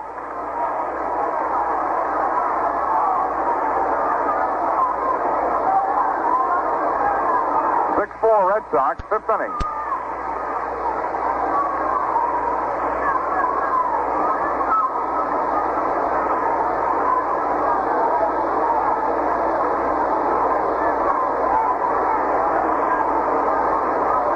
Casale to the windup. Here's the pitch. It's in there, strike 1.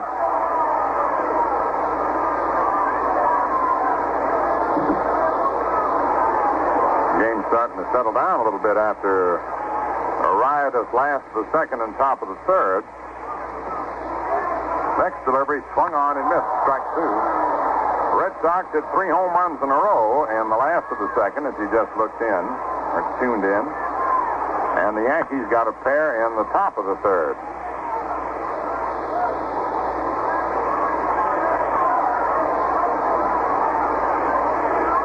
Two strikes on Berra.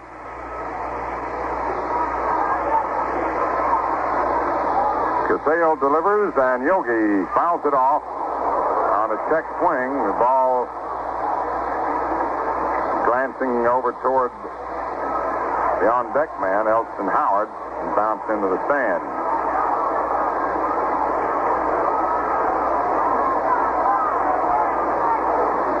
I'd like to see a lot of you folks from Hartford, New Britain, Bridgeport, New Haven, Westport, Stratford, Greenwich, Norwalk, Stamford come out to Yogi Berra Day. Here's the pitch, swung on and grounded foul down the first baseline. Saturday the 19th. The Yanks and the Red Sox play. How about around New London, Connecticut, where Yogi was stationed for a while? I bet he'd like to see a lot of you folks there that day. Pay tribute to the little guy who has made a lot of baseball history and one of the best-liked men in the business.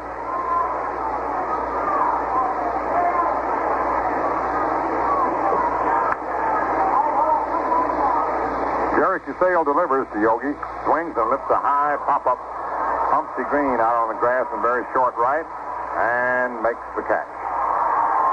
2 down. Elston Howard, batting .279, steps up. Grounded to short into a double play in the second inning, and double to right in the third inning.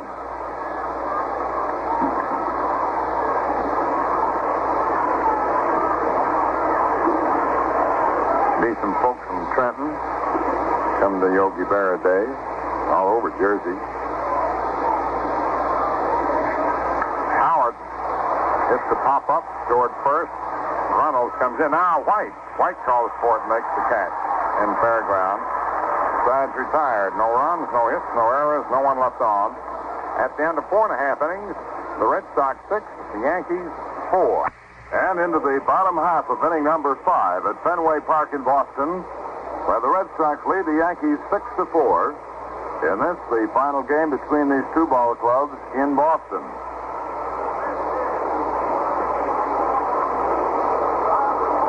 We're getting a report on Gary Geiger, who injured himself.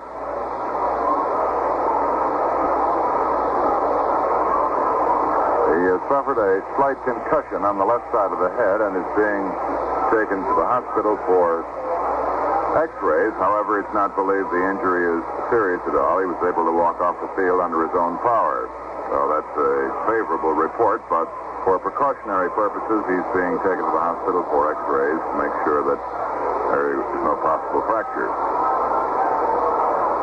Jackie Jensen leads off in the last half of the fifth.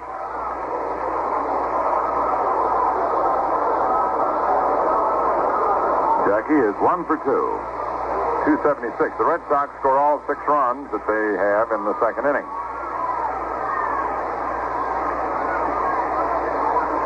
Eli Gerber to the windup. The pitch to Jackie. Low outside, ball 1.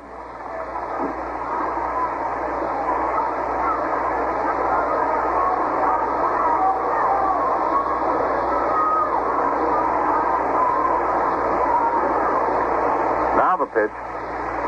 It's outside, ball 2.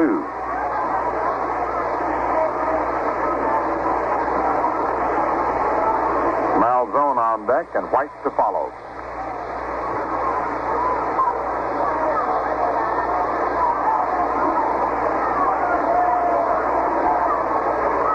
And the next delivery, low outside, ball 3.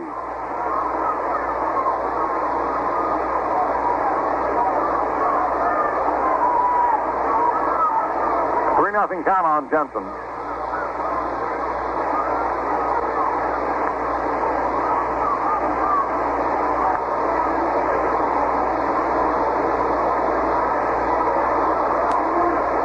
The 3-0 pitch.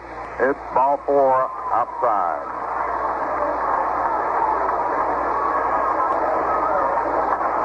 It's first base on balls given up to the Red Sox.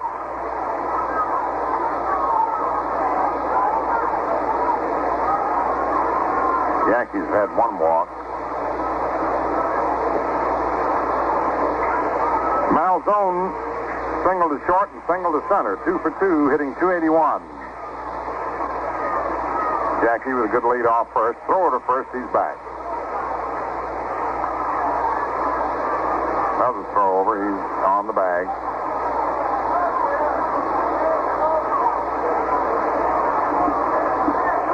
Another throw over, he's back.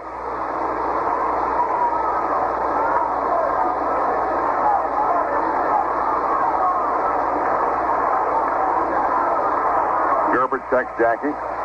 Another throw over, he's back. This is a recording. Another throw over, he's back. Here's a pitch swung on. It's a high pop-up out back of second. Bobby Richardson under it and makes the catch. Throw back to first base. Jensen was slowly retreating. He's back.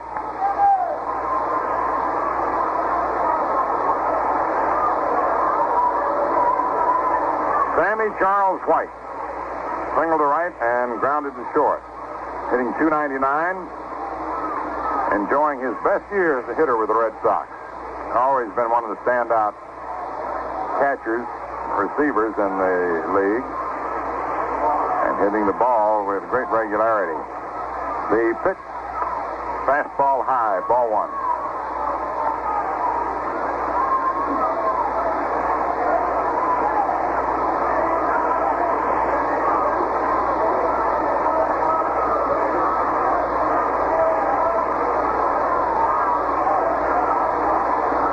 Jensen with a good lead. And the pitch. Swung on, ground ball, hits the Kubek. He bobbles it, flips to Richardson, back to first, and he still gets the double play. White takes his helmet off and just flips it up into the air. Kubek bobbled the ball about 3 or 4 times, and still they completed the double play. To about tell you this, though, the ball was sharply hit. Had nothing to do with Sammy's not hustling. The ball was so sharply hit, he had time to play tag with it a while and still come up with it. Jerry Casale out taking his warm-up pitches as we move now into the top of the 6th inning. Phil Rizzuto moving now over to the radio side. As Phil Rizzuto moves into our microphone.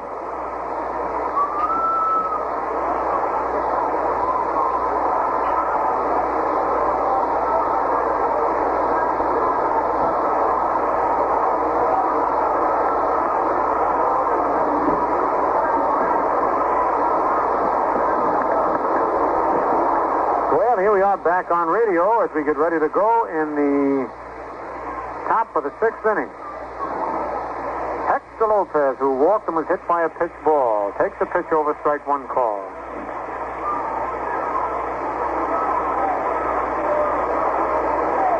Lopez batting .284. Jerry Casale ready. The ball is hit to left field. Gene Stevens right there. He got it off the end of his bat and makes the catch. Didn't quite get the good wood on the ball. One away, and here's Gil McDougall. Gil tripled to deep left center field and then bounced into a 4th play. Batting .237.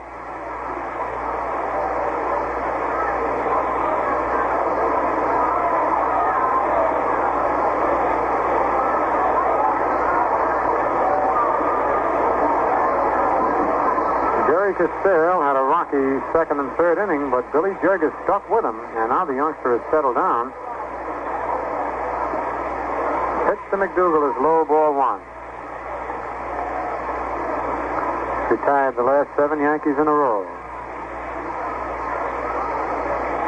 Pitch is a change in there, strike 1, 1-1. And he's been relying on the changeup and sinker since the 3rd inning, when the Yankees had 2 homers, a double and a single to score 3 runs.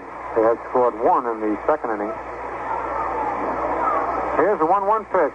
It's low outside. Ball 2, 2-1.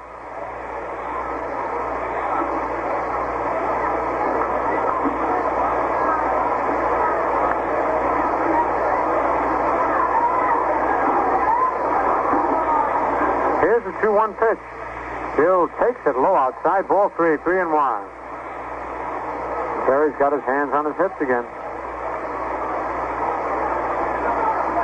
Both pitchers have been moaning a little bit on called strikes and balls.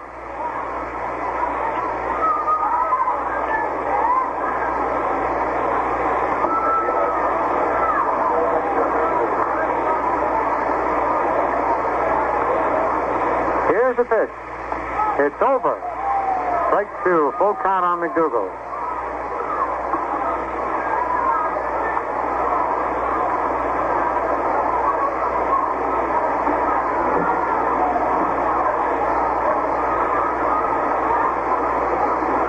Ready now for the payoff pitch.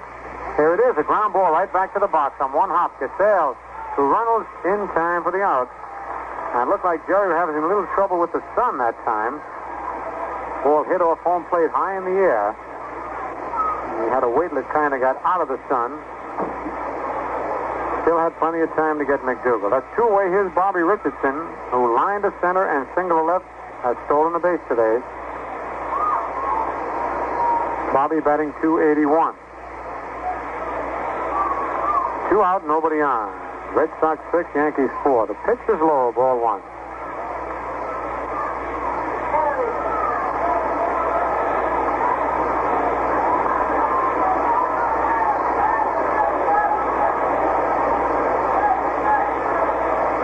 The windup, and the pitch is lined to left center field. Digging over is Gene Stevens. He can't get it. It's off the wall. Keogh up with it. His throw into second base. Richardson slides, and he's in there with a double. Boy, Bobby's hit that ball hard today.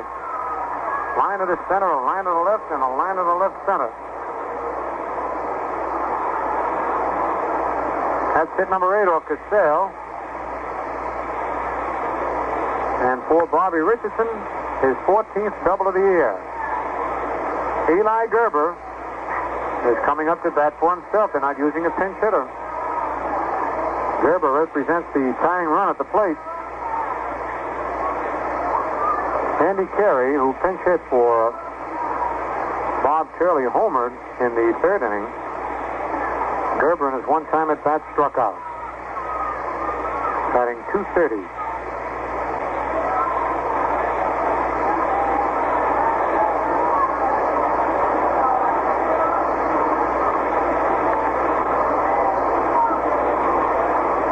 Richardson at second with 2 men out here in the top of the sixth, and the Red Sox leading 6-4. Gerber's got pretty good power when he connects. The pitch is swung at him. Missed, strike one. That's that change-up, little screwball again.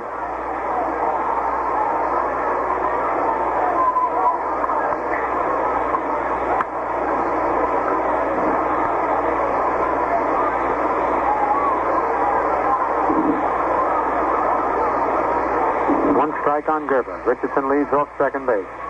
Cassell's pitch is low outside. Ball 1-1-1.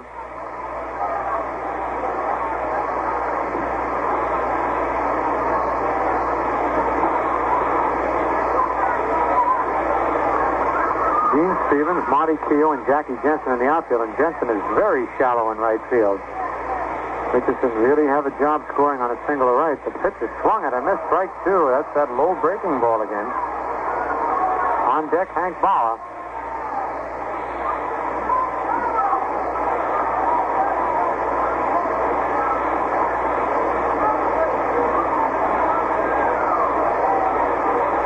One ball, 2 strikes, and 2 outs.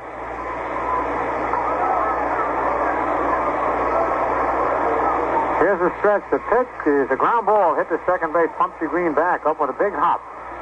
Over to Runnels in time for the out. And Cassell gets out of that one for the Yankees in the top of the sixth.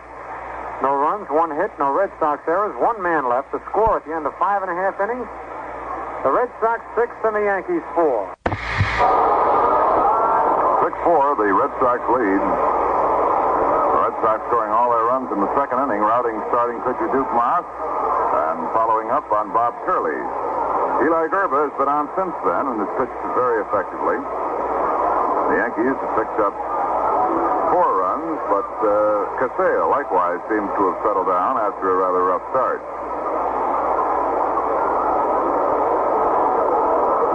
Don Budden leads off. He had a home run into the center field seats his first time up.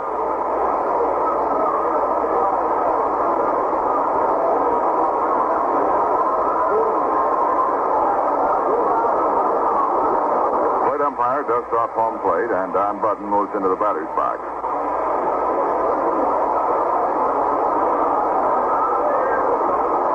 Budden, a right-handed batter, as Eli Gerber looks in to pick up the sign from catcher Yogi Berra.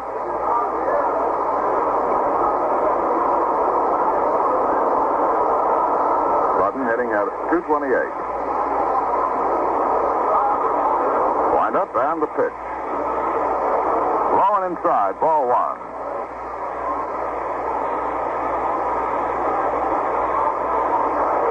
Perfect day for baseball. Perfect day for the beach, too. Look at this. The Indians have tied up the score. They've come up with 3 more runs in the 6th inning, and the score is tied 12-12. Man, what a comeback that is for Joe Gordon and his Indians, who were behind 12-4 at one time. Here's the pitch. Ground ball hit to second base. Richardson up with the ball on the big hop. Throws to Howard in the dirt. Howard scoops it out for the first out. And with 1 away, as Jerry Cassell comes to the plate, we'll pause for station identification. WOKO in Albany, New York. Yankee Baseball brought to you by Valentine Beer and Ale and Atlantic Refining Company. Remember, Jim Raynor and Troy Buick Roundup follows the game today.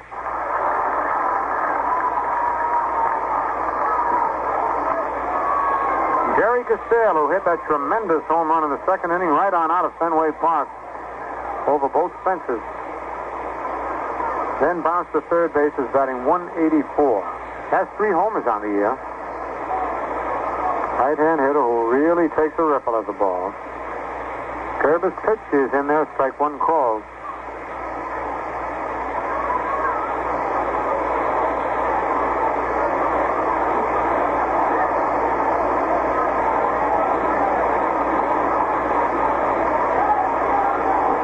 1-strike pitch is a curve in the dirt, ball 1-1.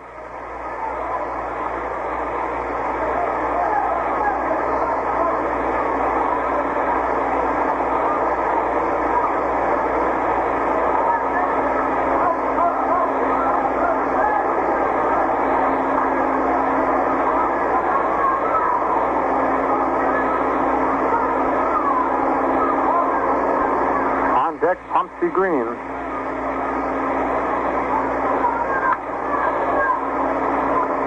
Here's the 1-1 pitch. It's foul tip. Man, what a cut he had at that one. Foul tipped it off Yogi's chest protector. 1 ball, 2 strikes. I tell you, he goes for broke when he swings, all or nothing.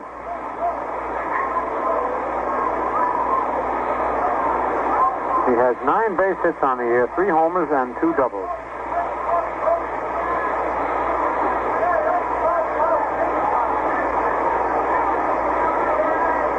One ball, 2 strikes the count.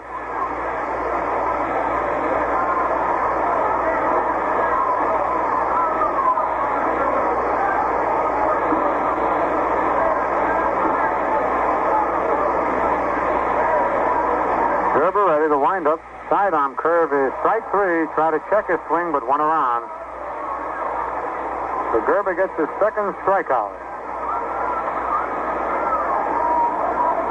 And it brings up Pumpsy Green, who doubled and homered and then fly to left field. Green batting .266. Fine-looking young ball player. Switch hitter. Batting left-handed against Eli Gerber. 2 men are out with nobody on, and Boston leading 6-4 here in the bottom of the 6th. Low curve is over, strike 1 call. Howard is in at first, and McDougal is in at third.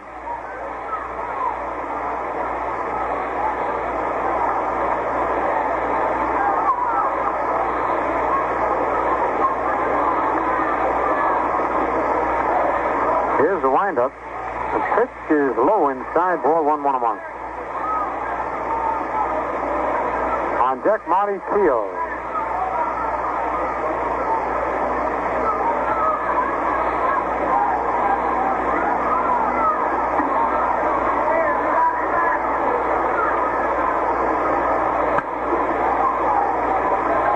Curve is a little bit high, ball 2. 2-1 the count.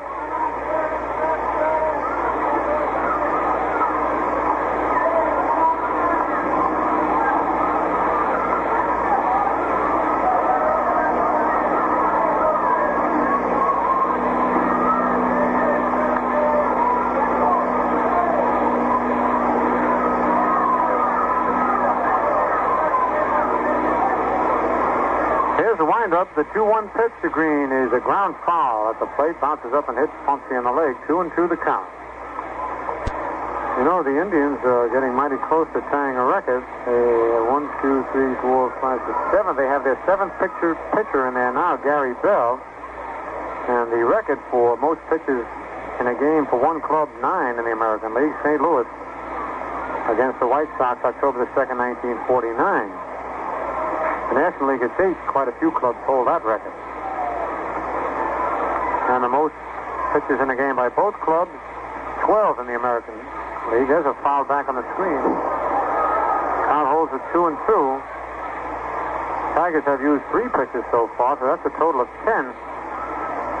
So they're mighty close to a couple of records out there that the pitchers will not be proud of. That's for sure. 2-2 on Pumpsy Green. 2 out and no one on. Boston leading 6-4. Look at all those birds flying across the field all at once. The pitch, slow curve, swung at it, missed, strike 3. I think those birds bothered Pumpsy. About 30 of them flew right across the infield.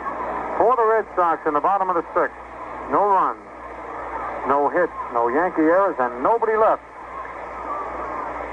And the score at the end of 6 full innings, the Red Sox 6 and the Yankees 4.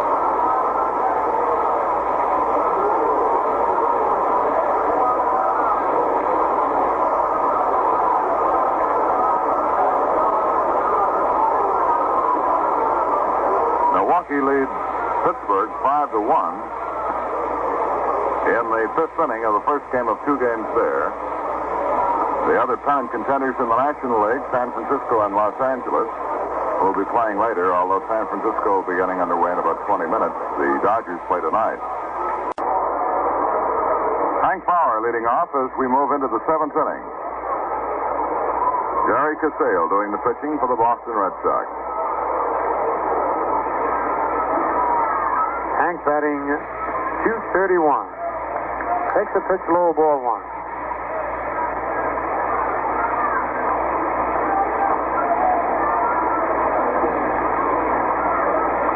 Red Sox 6, Yankees 4. Bauer swings and fouls it to the right of home plate. Sammy White is coming back, chasing it to the screen, and makes the catch just about a foot in front of the screen and back of the plate. Sammy White stayed with that ball. Remember, the wind is blowing out, and normally that ball would have landed on the screen, but the wind blew it back onto the playing field. White made the catch, one away. Here's Tony Kubek. Tony has hit the ball hard all day, but hasn't had a base hit. Fly to left and center twice. And on his last line drive to deep right center, Gary Geiger made that sensational catch which put him out of the ball game. Right after he caught it, he crashed into the fence in front of the Red Sox bullpen and was taken out of the game. I don't know how he held on to the ball, but he did. Kubek batting .291. Casale's first pitch is a curve in there, strike one call.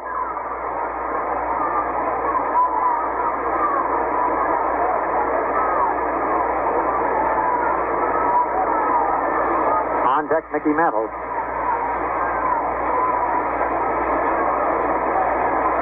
Casale's next pitch is a change-up, a little bit high, ball 1-1-1.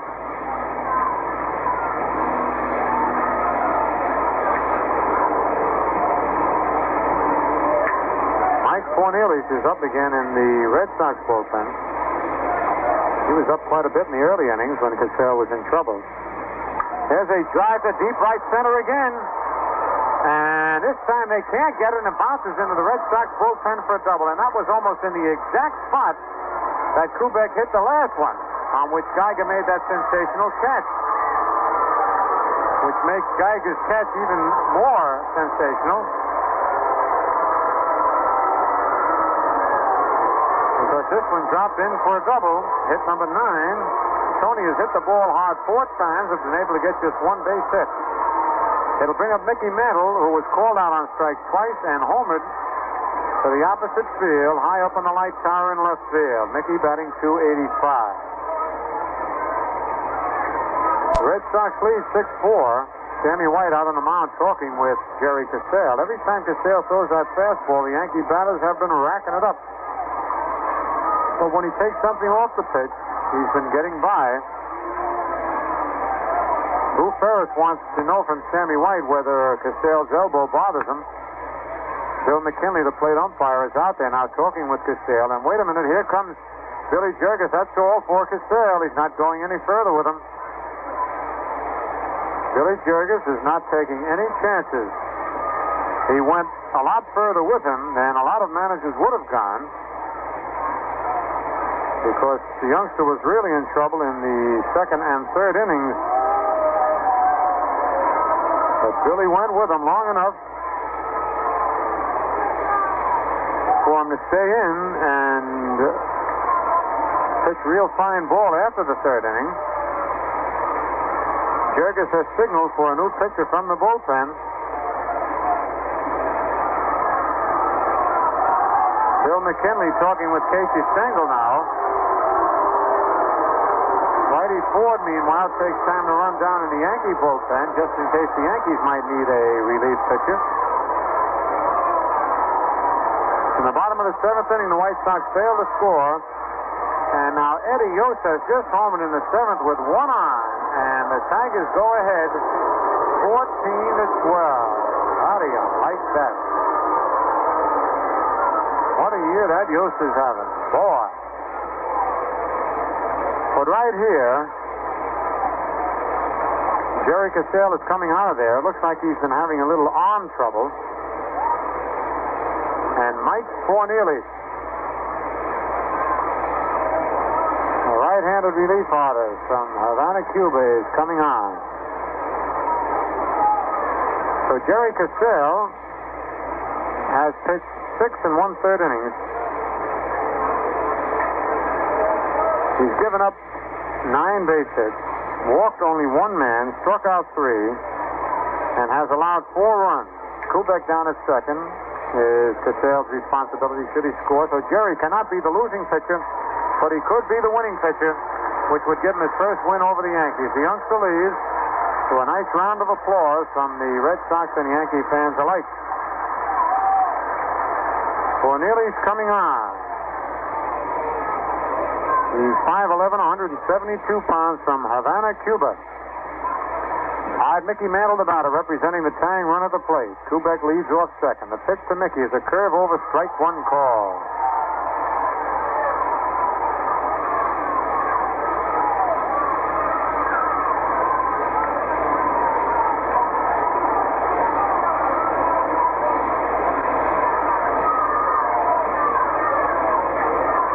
We have action in both bullpens. Whitey Ford is loosening up for the Yankees. Pitch is inside. 1-1 the count. Cornelius rubs up the ball.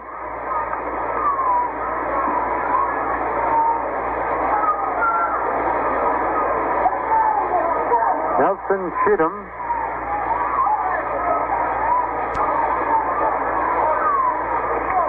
The pitch is over. A change-up curve caught the outside corner. 1 ball, 2 strikes.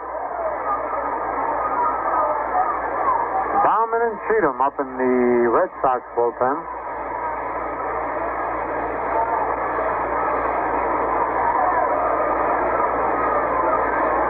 Sammy White now talking with Don Budden and Mike Cornelius out on the mound. Bill McKinley walking out to break it up. And they break it up before McKinley gets out there. 1 ball, 2 strikes on Mickey. 1 out. Kubek down at second. The Yankees trailing by 2. It's 6-4 here in favor of the Red Sox in the top of the 7th.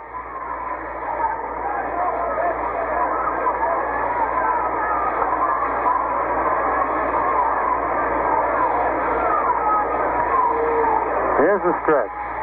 Knuckleball is inside. 2-2 the count.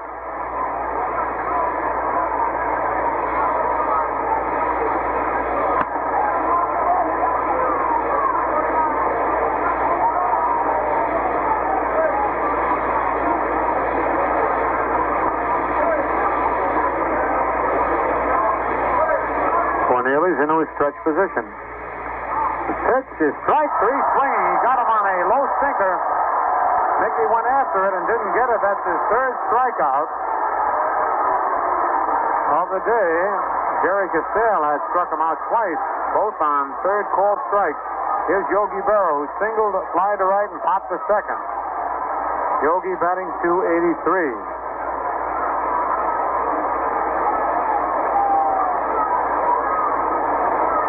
On deck, Elston Howard.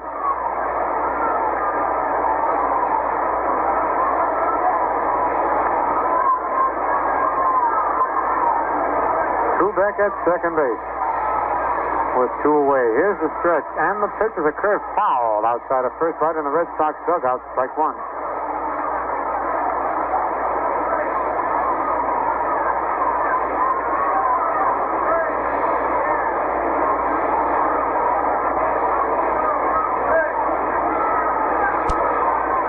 Whitey Ford continues to loosen up.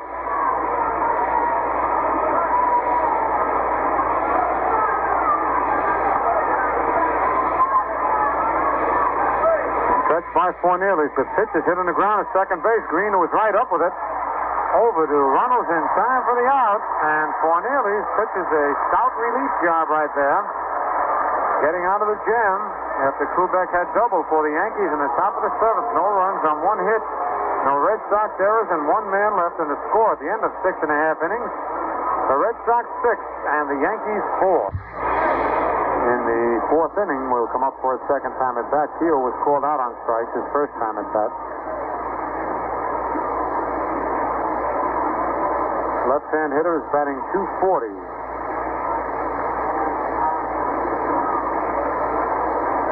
He'll be followed by Pete Reynolds and Gene Stevens, and if somebody should get on, Jackie Jensen.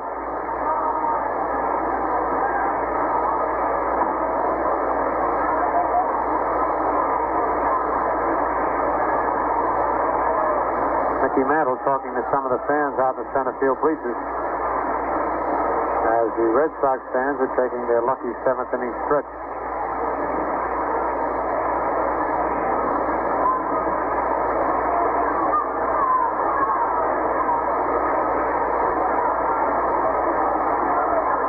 All right, Eli Gerber out on the mound.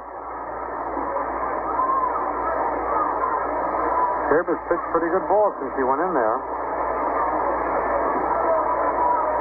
Here's his first pitch to Keogh. High curve, ball one.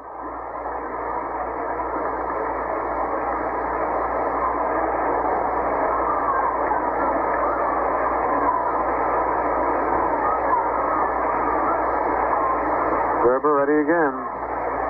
Pitch is high outside. Ball 2-2-0.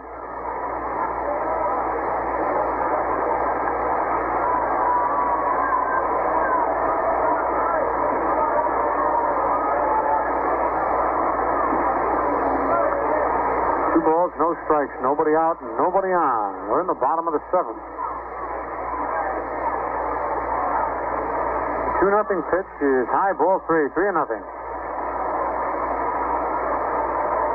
Indians failed to score in the bottom of the seventh, so the score remains 14 for the Tigers and 12 for the Indians, playing the top of the eighth inning.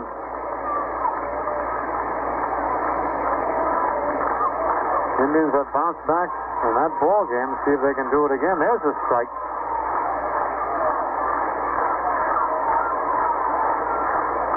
Kansas City failed to score on the top of the eighth, and the White Sox are leading 2-1, playing the bottom of the eighth. Billy Pierce, who had been out for quite some time with an injury, been in there the whole game, and Ned Garver doing the pitching for Kansas City. They may be homered in that game for the only run. There's a strike call, full count on Marty Keogh.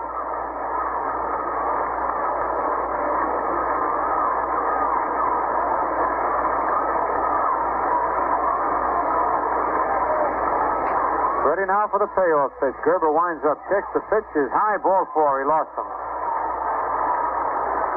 Gerber with his hands on his hips and Yogi shaking his head. They thought that pitch was in there. Another pitcher for the Cleveland Indians, Gary Locke.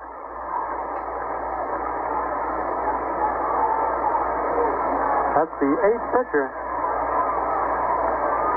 And the record is 9. They've tied the record for the National League. Most pitches in one game by one club, which is 8, but the American League is 9.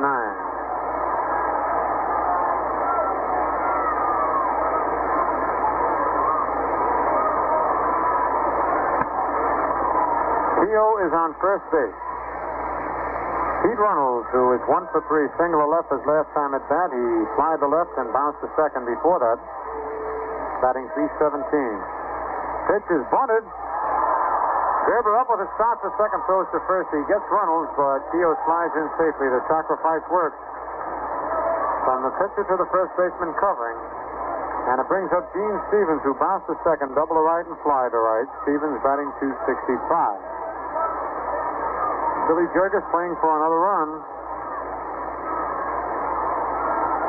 Even though Reynolds is a good hitter, he didn't want to take the chance of the double play because he's got Stevens and Jensen coming up.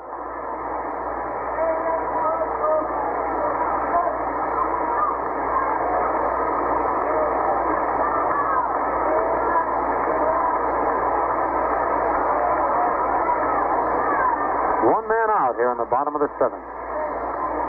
Gene Stevens, a left-hand hitting left fielder.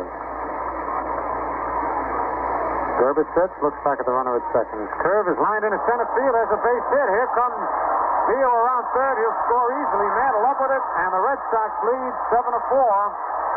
Billy Jurgis playing for that extra run. Got it. Got it real quick, too. Theo scores.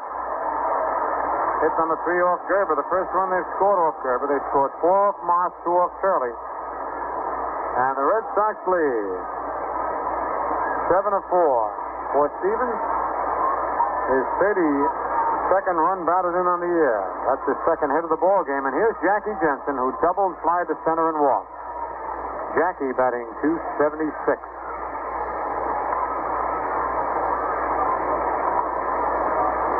One away. Stevens leads off first.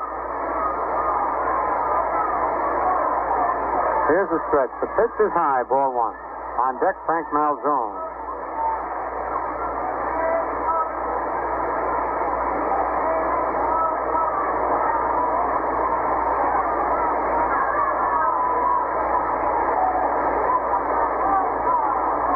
Quick throw to first, but Stevens is back. Gene had a busted leg earlier in the year. Looks like he's recovered completely. Another throw, and Stevens has to half slide back into first base with more of a jump. Stretch, and the pitch is on the inside corner. Strike one, 1-1. Sort of quick pitch, Jensen, that time. He wasn't ready.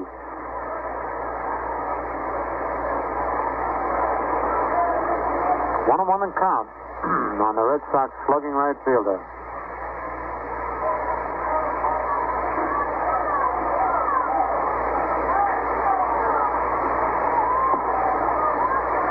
Here's the stretch. The pitch is outside. Ball 2, 2-1. Al Schroll, a big right-hander up in the Red Sox bullpen now.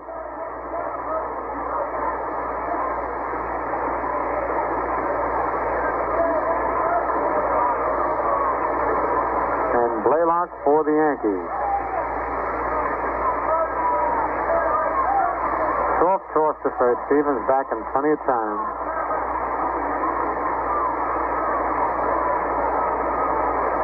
Throw that time, but Stevens was just about a half a step off. And Jensen steps out of the box. Jackie doesn't want to be quick pitched again.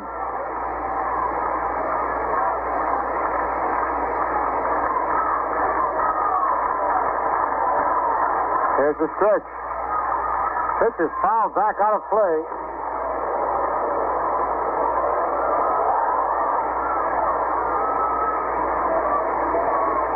2-2 the count on Jensen.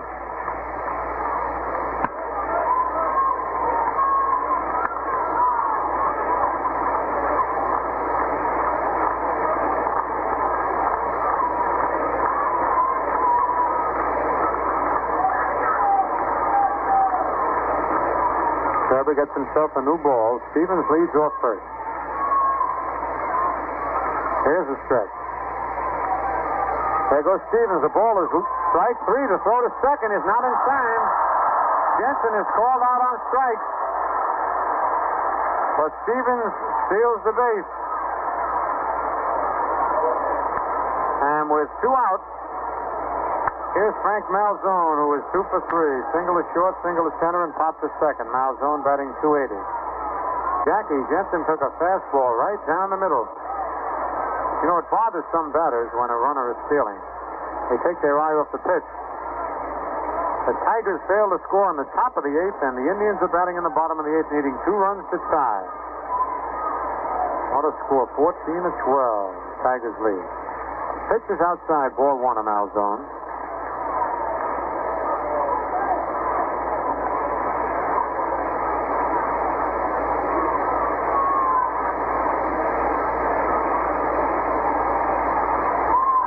Gerber checks the sign from Yogi.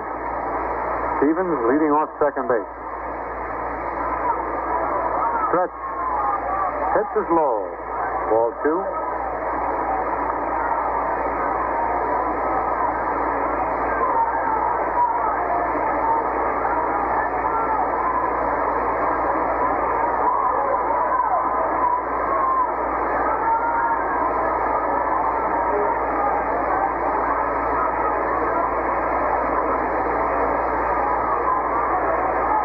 Gerber ready now. Sidearm curve is inside. Ball 3, 3-0. On deck, Sammy White. Malzone looks at Billy Jurgis coaching at third, hoping to get the green light and swing at that 3-0 pitch.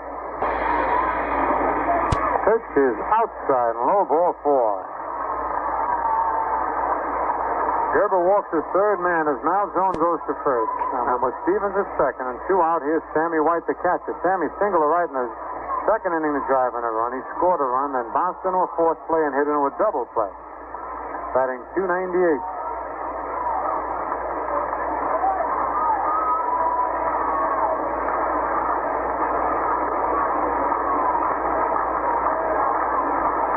The Red Sox lead 7-4. We're in the bottom of the seventh.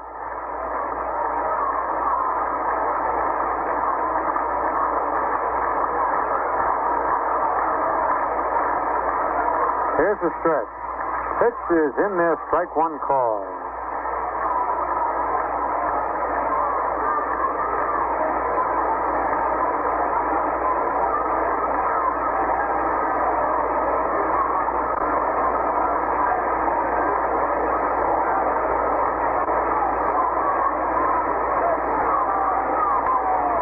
Gerber ready again.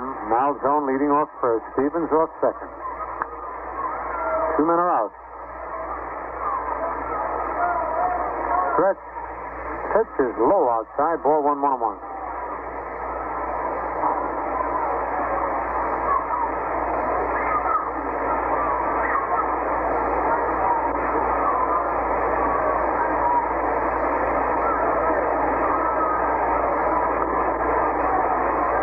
Time is called. The ball had popped out of the bullpen, picked up by one of the ground crew. Now we're ready to go.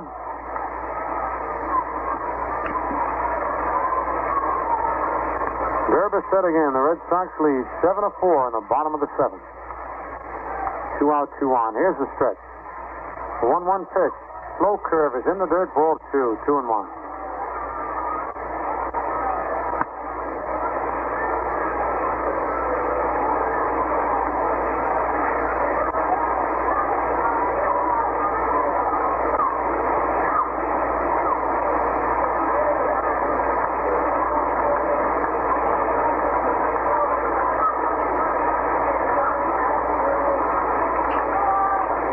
Here's the stretch.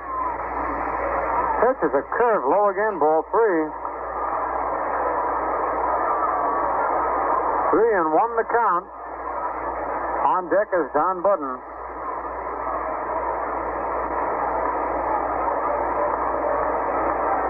Gerber goes to the rosin bag.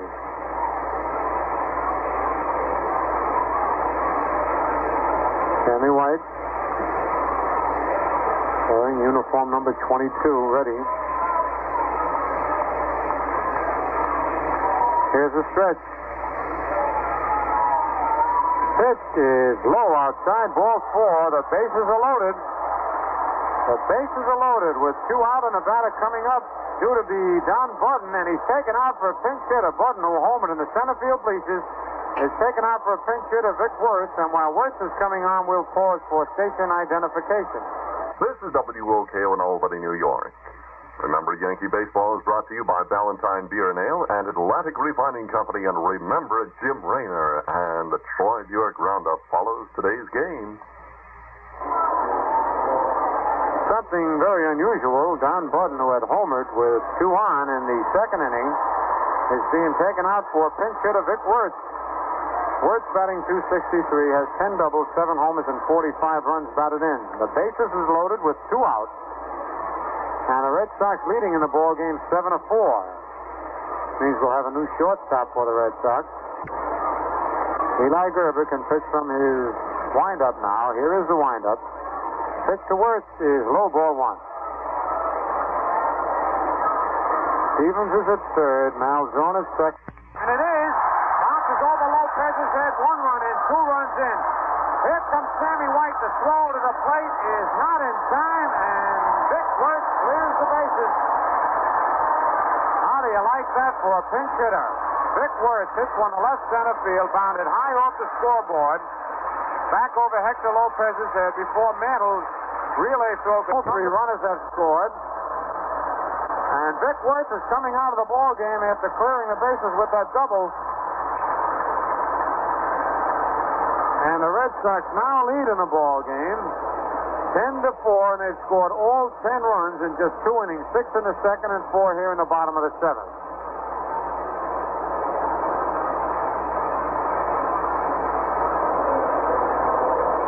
Mahoney, who going to play short for the Red Sox in place of Budden is out there running for Vic Wirtz. And here is the pitcher, Mike Cornelius. He swings and misses a curve. Strike one. Man, that 8th spot in the batting order for the Red Sox has been real potent. Don Budden had a homer and 3 RBIs, and Wirtz had a double and 3 RBIs. The curve is hit on the ground to short. Back up with it. Over to Howard in time for the out. As 8 men go to bat that inning for the Red Sox, they come up with 4 runs on just 2 base hits. 3 walks by Gerber, very instrumental in that big inning. No Yankee errors and 1 man left. The score at the end of 7 full innings, the Red Sox 10 and the Yankees 4. Oh, the Red Sox lead by 6 as we go to the top of the 8th inning.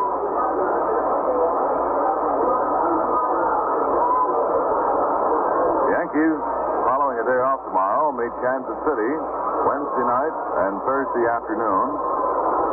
Friday and Saturday, the Tigers are in. Then a doubleheader against Cleveland on Sunday, a makeup game on Monday. And the White Sox climax the final eastern trip of the Western clubs as they're in Tuesday the 15th and Wednesday the 16th.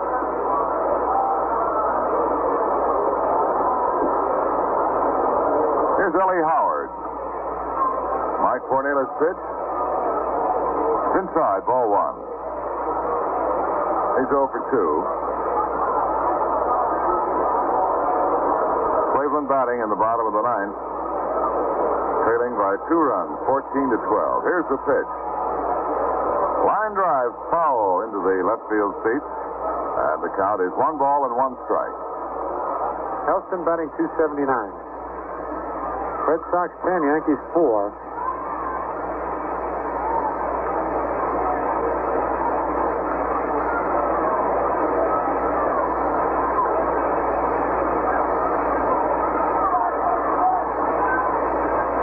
Is hit on the ground slowly to short. Mahoney up with it. High throw to first. He's out. Just is out.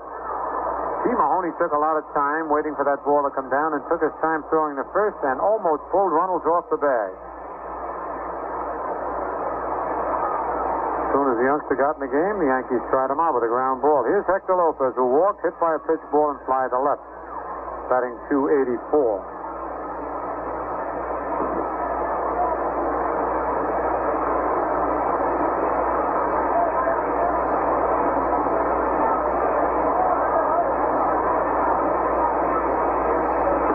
Is outside, ball 1.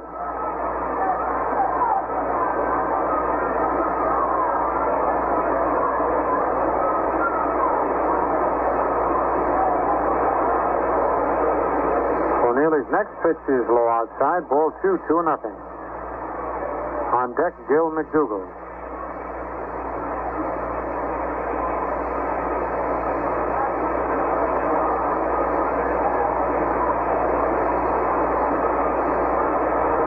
Nothing pitch is low outside, ball 3. 3-0 the count.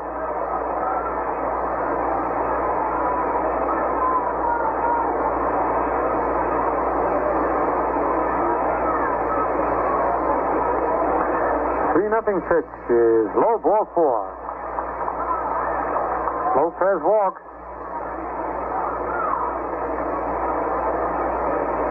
And that'll bring up Gil McDougall. Gill tripled, bounced into a fourth play, and hit back to the pitcher, batting .237. Bill McKinley is throwing somebody out of the game. Let's see, is it Casey Stengel or who is it? Somebody is being thrown out of the game. And look at Casey. Casey is mad, boy. He's following McKinley all around. He wants McKinley to stop and talk with him. Casey Stengel. We haven't seen Casey do this in a long time. He's out of the game. Man, look at Casey go. Boy, he won't let McKinley get away. He's following him all over the park and arguing. Boy, Casey is really hot. And look at McKinley. I've never seen McKinley this mad before. Evidently, Casey's been getting on McKinley all through the game.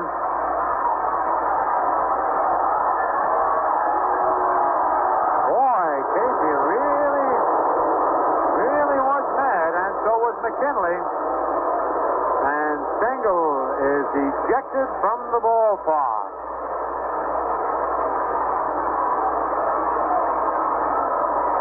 The old professor really blew his sack that time.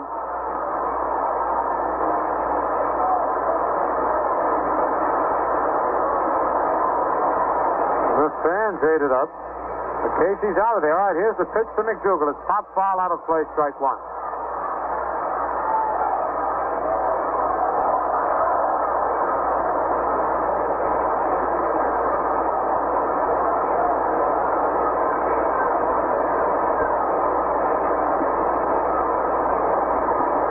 Lopez at first with one away. The pitch is low outside. Ball 1-1-1.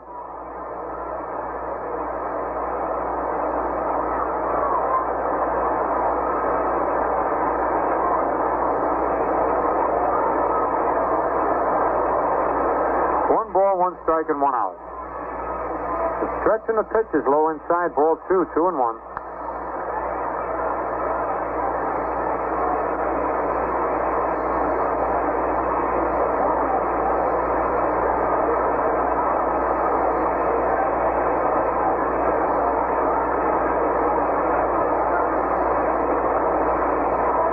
Red Sox 10, Yankees 4. We're in the top of the 8th inning. Pitch is line to center field, right at Marty Keel. Boy, he hit that ball right on the nose. But it's 2 away, and here's Bobby Richardson.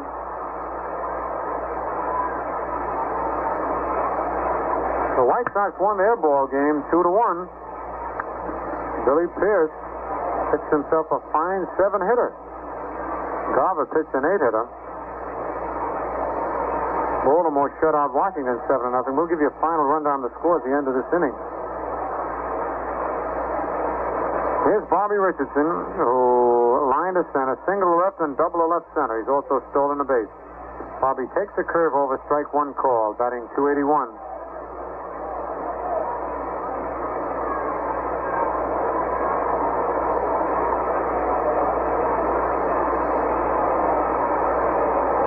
The stretch and the curve is low. Ball 1-1-1. 2 men are out.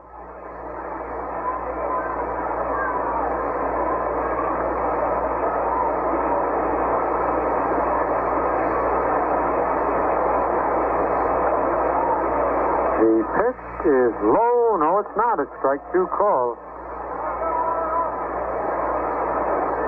1 ball, 2 strikes.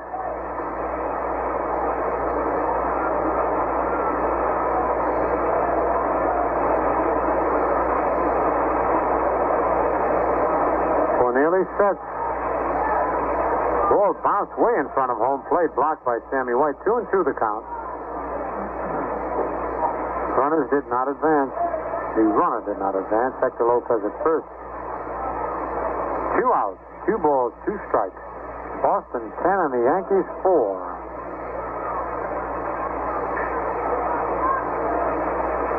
Pitch is hit on the ground, foul outside of third.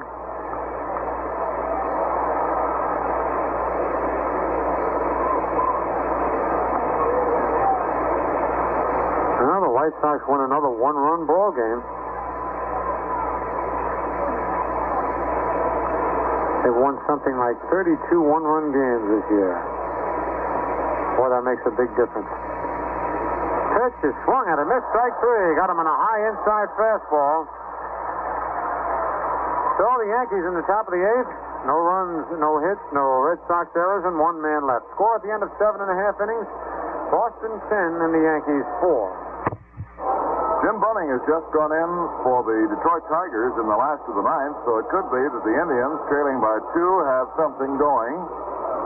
A ball game that saw the Indians come from a 12-4 deficit to tie the score at 12-12, and then Eddie Yost hit a 2-run homer to make it 14-12. But the Indians, in the last of the 9th, may have something going, and we'll, of course, keep you up to date on that one.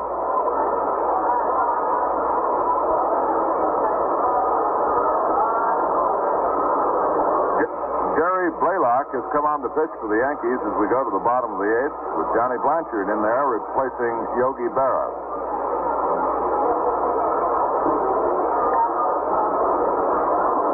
Incidentally, when Bunning went in the ninth inning, that ties a record in the American League for most pitchers used by both clubs, a total of 12. The Indians used 8 and the Tigers 4. White Sox defeated the Kansas City A's 2-1, and so the Cleveland ball game is of vital importance to Cleveland. Just barely holding on in the remains of the American League pennant race. All right, Philly. Boston 10, Yankees 4.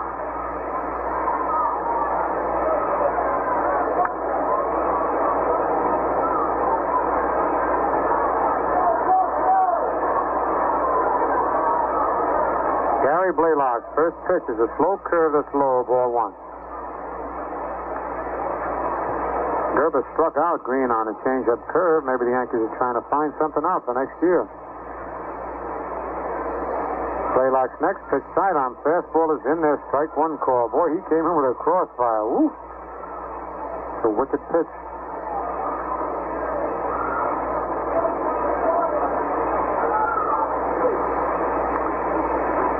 Wind up, another fastball. This one low. Ball 2, 2-1.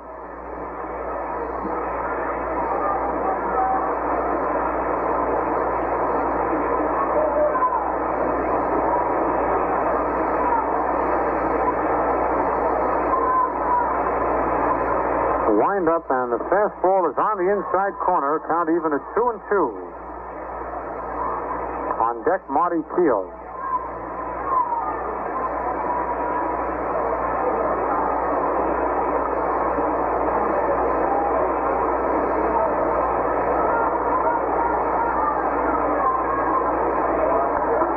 The pitch is lined right at Gil McDougal at third. Boy, Green got good wood on that one to the opposite field, but lined it right at Gil, one away.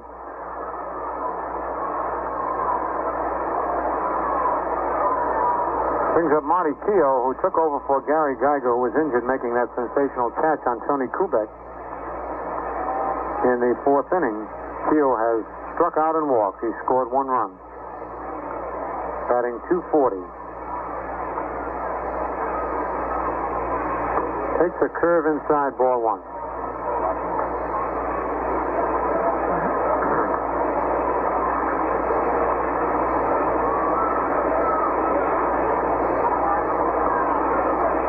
Blaylock started his windup stop. Now he's ready.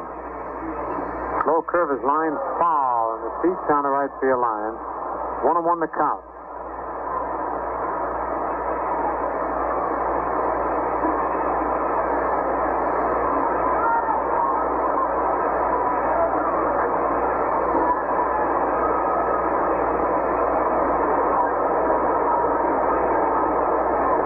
Here's the 1-1 delivery.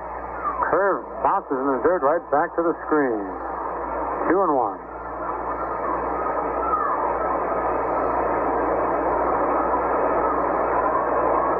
On deck, Pete Reynolds.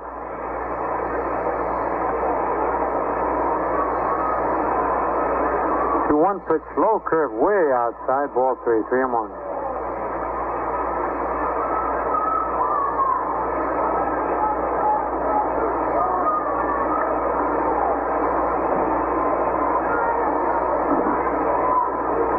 Fastball inside, ball 4. Keough walked for the second time. That'll bring up Pete Reynolds, who fly to left, bounce to second, single to left, and sacrifice. 1 for 3 for Reynolds, batting .317. Red Sox are leading 10-4. We're in the bottom of the 8th.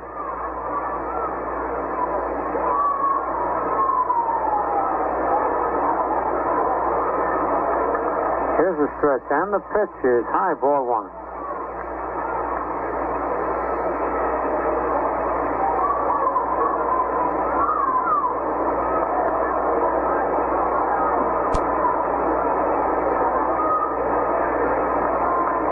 Howard holding first. Fastball is over. Strike 1, 1-1.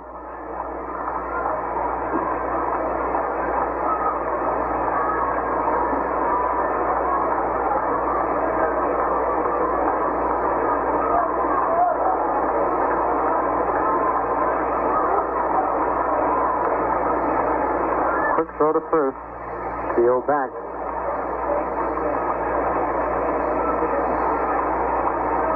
Again the stretch. The pitch is hit on the ground, up the middle, and knocked down, but no chance for a play. Kubek knocked it down. I don't know how he got to the ball. A great play by Kubek, but he couldn't quite hold on to it. It's a base hit for Runnels. Looked like he didn't have a chance to come up with the ball. He slapped at it the last second and tried to knock it to Richardson. Just couldn't do it. Ball stopped him back at second base. Runners at first and second now with one out. And here's Gene Stevens, who has singled and doubled, fly to right and bounced to second, also has stolen a base. Batting .269. Stevens has one RBI. Left-hand hitter. One out. The stretch. Pitch is low, ball one.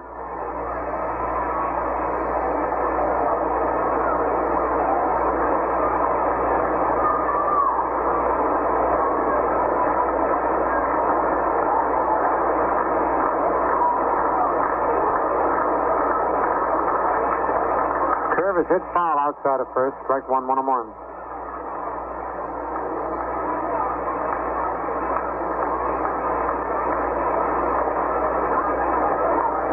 Jackie Jensen is on deck.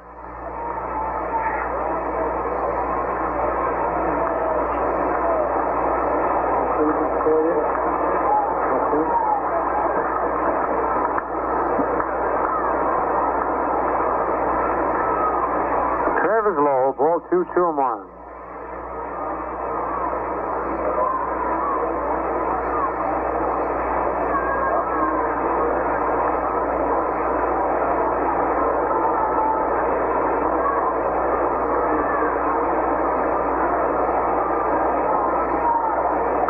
The 2-1 pitch on the inside corner. Strike 2, 2-2.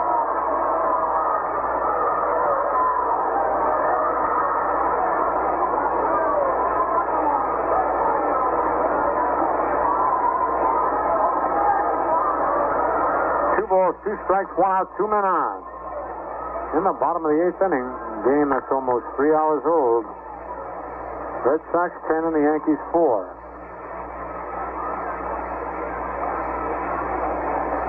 Pitch is low inside, and it's a full count, 3-2.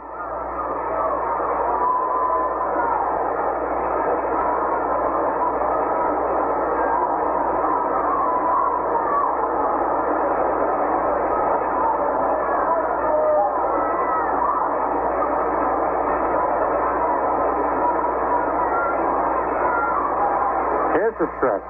Runners go. The ball is taken. Ball 4. Oh, wait a minute. It hit his bat.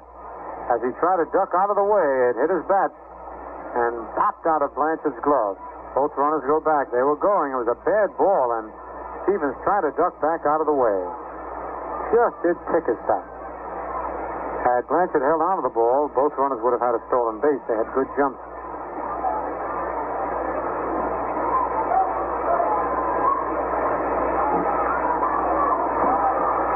Here they go. The ball is taken low. Ball 4. The bases are loaded. And here comes Jackie Jensen. Jensen double, fly to right, walked and struck out. Batting .276.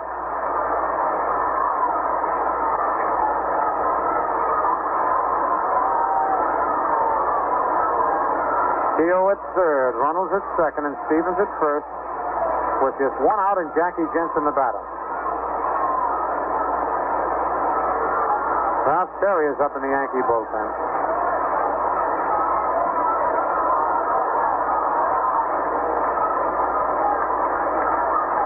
Blaylock will pitch from his full windup now. Here's the windup. Curve in the dirt, ball 1.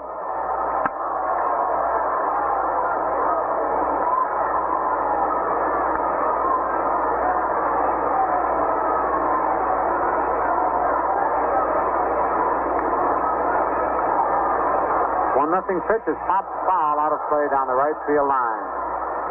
Way back in the seat. 1-1 the count.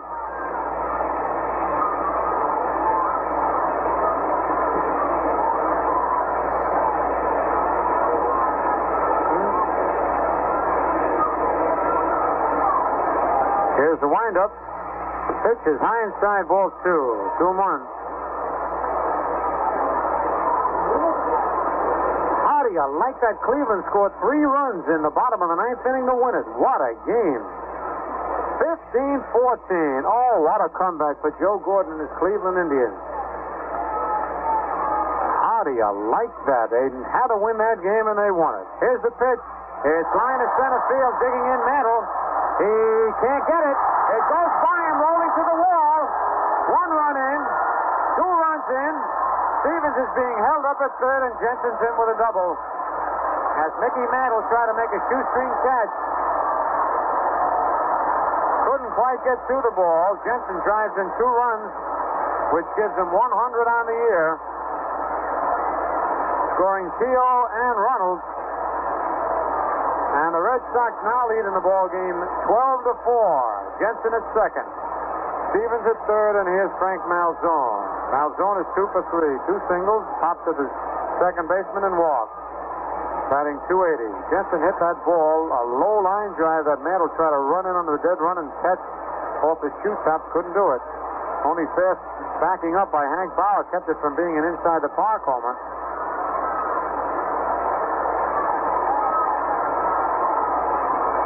Pitch to Malzone is in there, strike 1 call. Man, what a finish for the Cleveland Indians. We'll give you a complete rundown of that score and all the scores right at the end of this inning.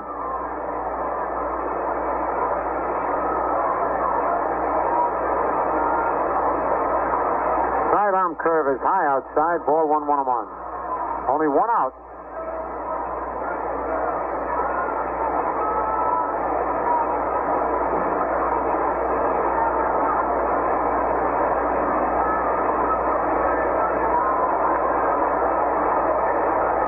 Pitch is popped in the air to short left field. Kubek going back in front of the box seats, makes the catch in foul territory. Both runners have to hold. 2 out. Here's Sammy White, who's singled, bounced into a fourth play, hit into a double play, and walked. Sammy batting .298. They just put the score up there. The Indians win it 15-14. 16 hits for the Indians. 13 hits for the Tigers. And neither team made an error. Boy, that's what makes that some ball game. They tied a major league record for the most pitches in one game. 12 pitches. Here's the windup. The pitch to White. Low, ball 1.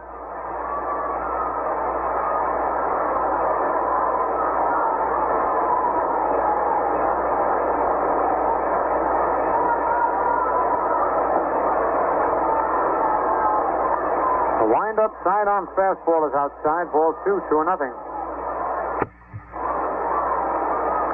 Here's the 2-0 pitch. Way outside. Ball 3, 3-0. The 8th.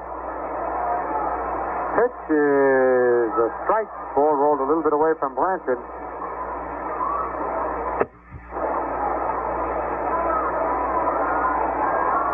The 3-1 pitch is hit on the ground at first base. What a hop that took, but Howard's up with a throw to Blaylock in time for the out. Boy, what a bounce that one took. He hit it right off the end of his bat. For the Red Sox in the bottom of the 8th, 2 runs on 2 hits, no Yankee errors, and 2 men left to score at the end of 8 full innings. The Red Sox 12 and the Yankees 4. The Yankees coming up here in the top of the 9th inning. They're trailing 12-4. Johnny Blanchard is the first hitter. Blanchard batting left. And the first pitch, right in there for a called strike.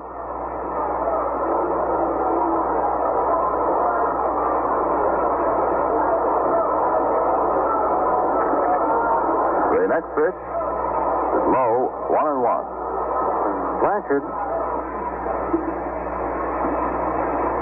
batting just .160, has 1 double, 1 homer, and 2 runs batted in. Score here is 12-4 in favor of the Red Sox. There's a pitch low, ball 2, 2-1.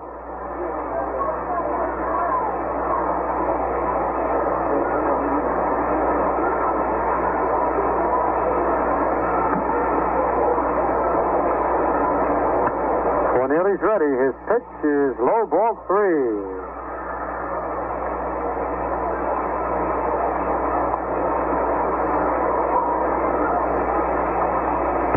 Is popped in the air to the right side. Pete Runnels, the first baseman, is under it in fair territory and makes the grab for the first out. One away. Here's Hank Bauer. Hank's 1 for 4. He singled to left in the third inning. Also fly to left, fly to center, and pop to the catcher, batting .230.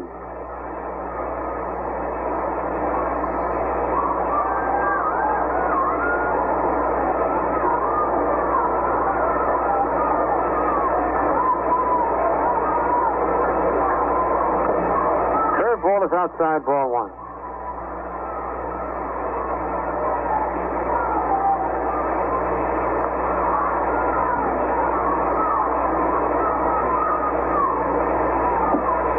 Next pitch inside, ball 2, 2-0.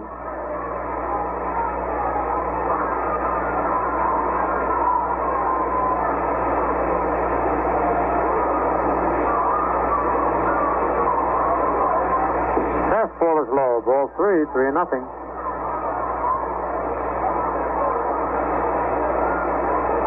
Hank Bauer and Sammy White talking about that pitch.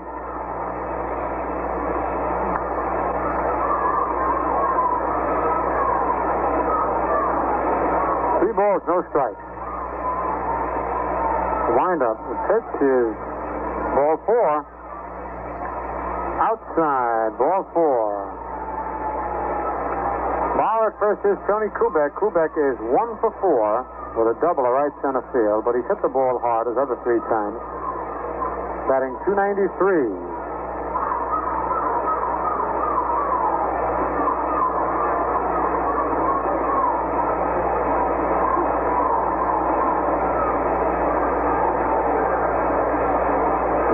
And the pitch is pop foul out of play, strike 1.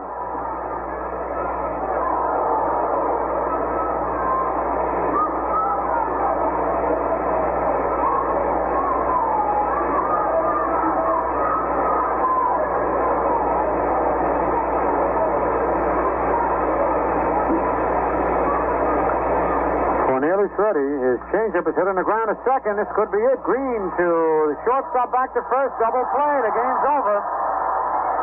From Green to Mahoney, back to Runnels, and the ball game is over. The Red Sox won it by a score of 12-4. 12-4 the final score. The Red Sox win the final game of the season played up in Boston between these two teams. And now the Red Sox, for the first time since 1948, have taken a season series from the New York Yankees. They have now won 12 of the 18 of the 19 games played between these two clubs. For the Boston Red Sox, 12 runs, 14 hits, no errors, and 7 men left. For the Yankees, 4 runs, 9 hits, no errors, and 7 men left. The winning pitcher, Jerry Cassell, who is now 110 and lost 8. It's his first win over the Yankees, and his major league career evens him with the Yankees 1-1. The loser, Duke Moss, who has won 12 and lost 7. With the Red Sox, he is now 1-3 and lost 2. Well, that wraps up another Atlantic baseball broadcast. Tune in for more baseball listening on Wednesday. And until then, this is Bob Delaney speaking for Phil Rizzuto, Mel Allen, and of course, Franklin Farland saying that's all for now from the Atlantic Refining Company and your neighborhood Atlantic dealer, and P. Valentine and Sons, brewers of Valentine Beer and Ale.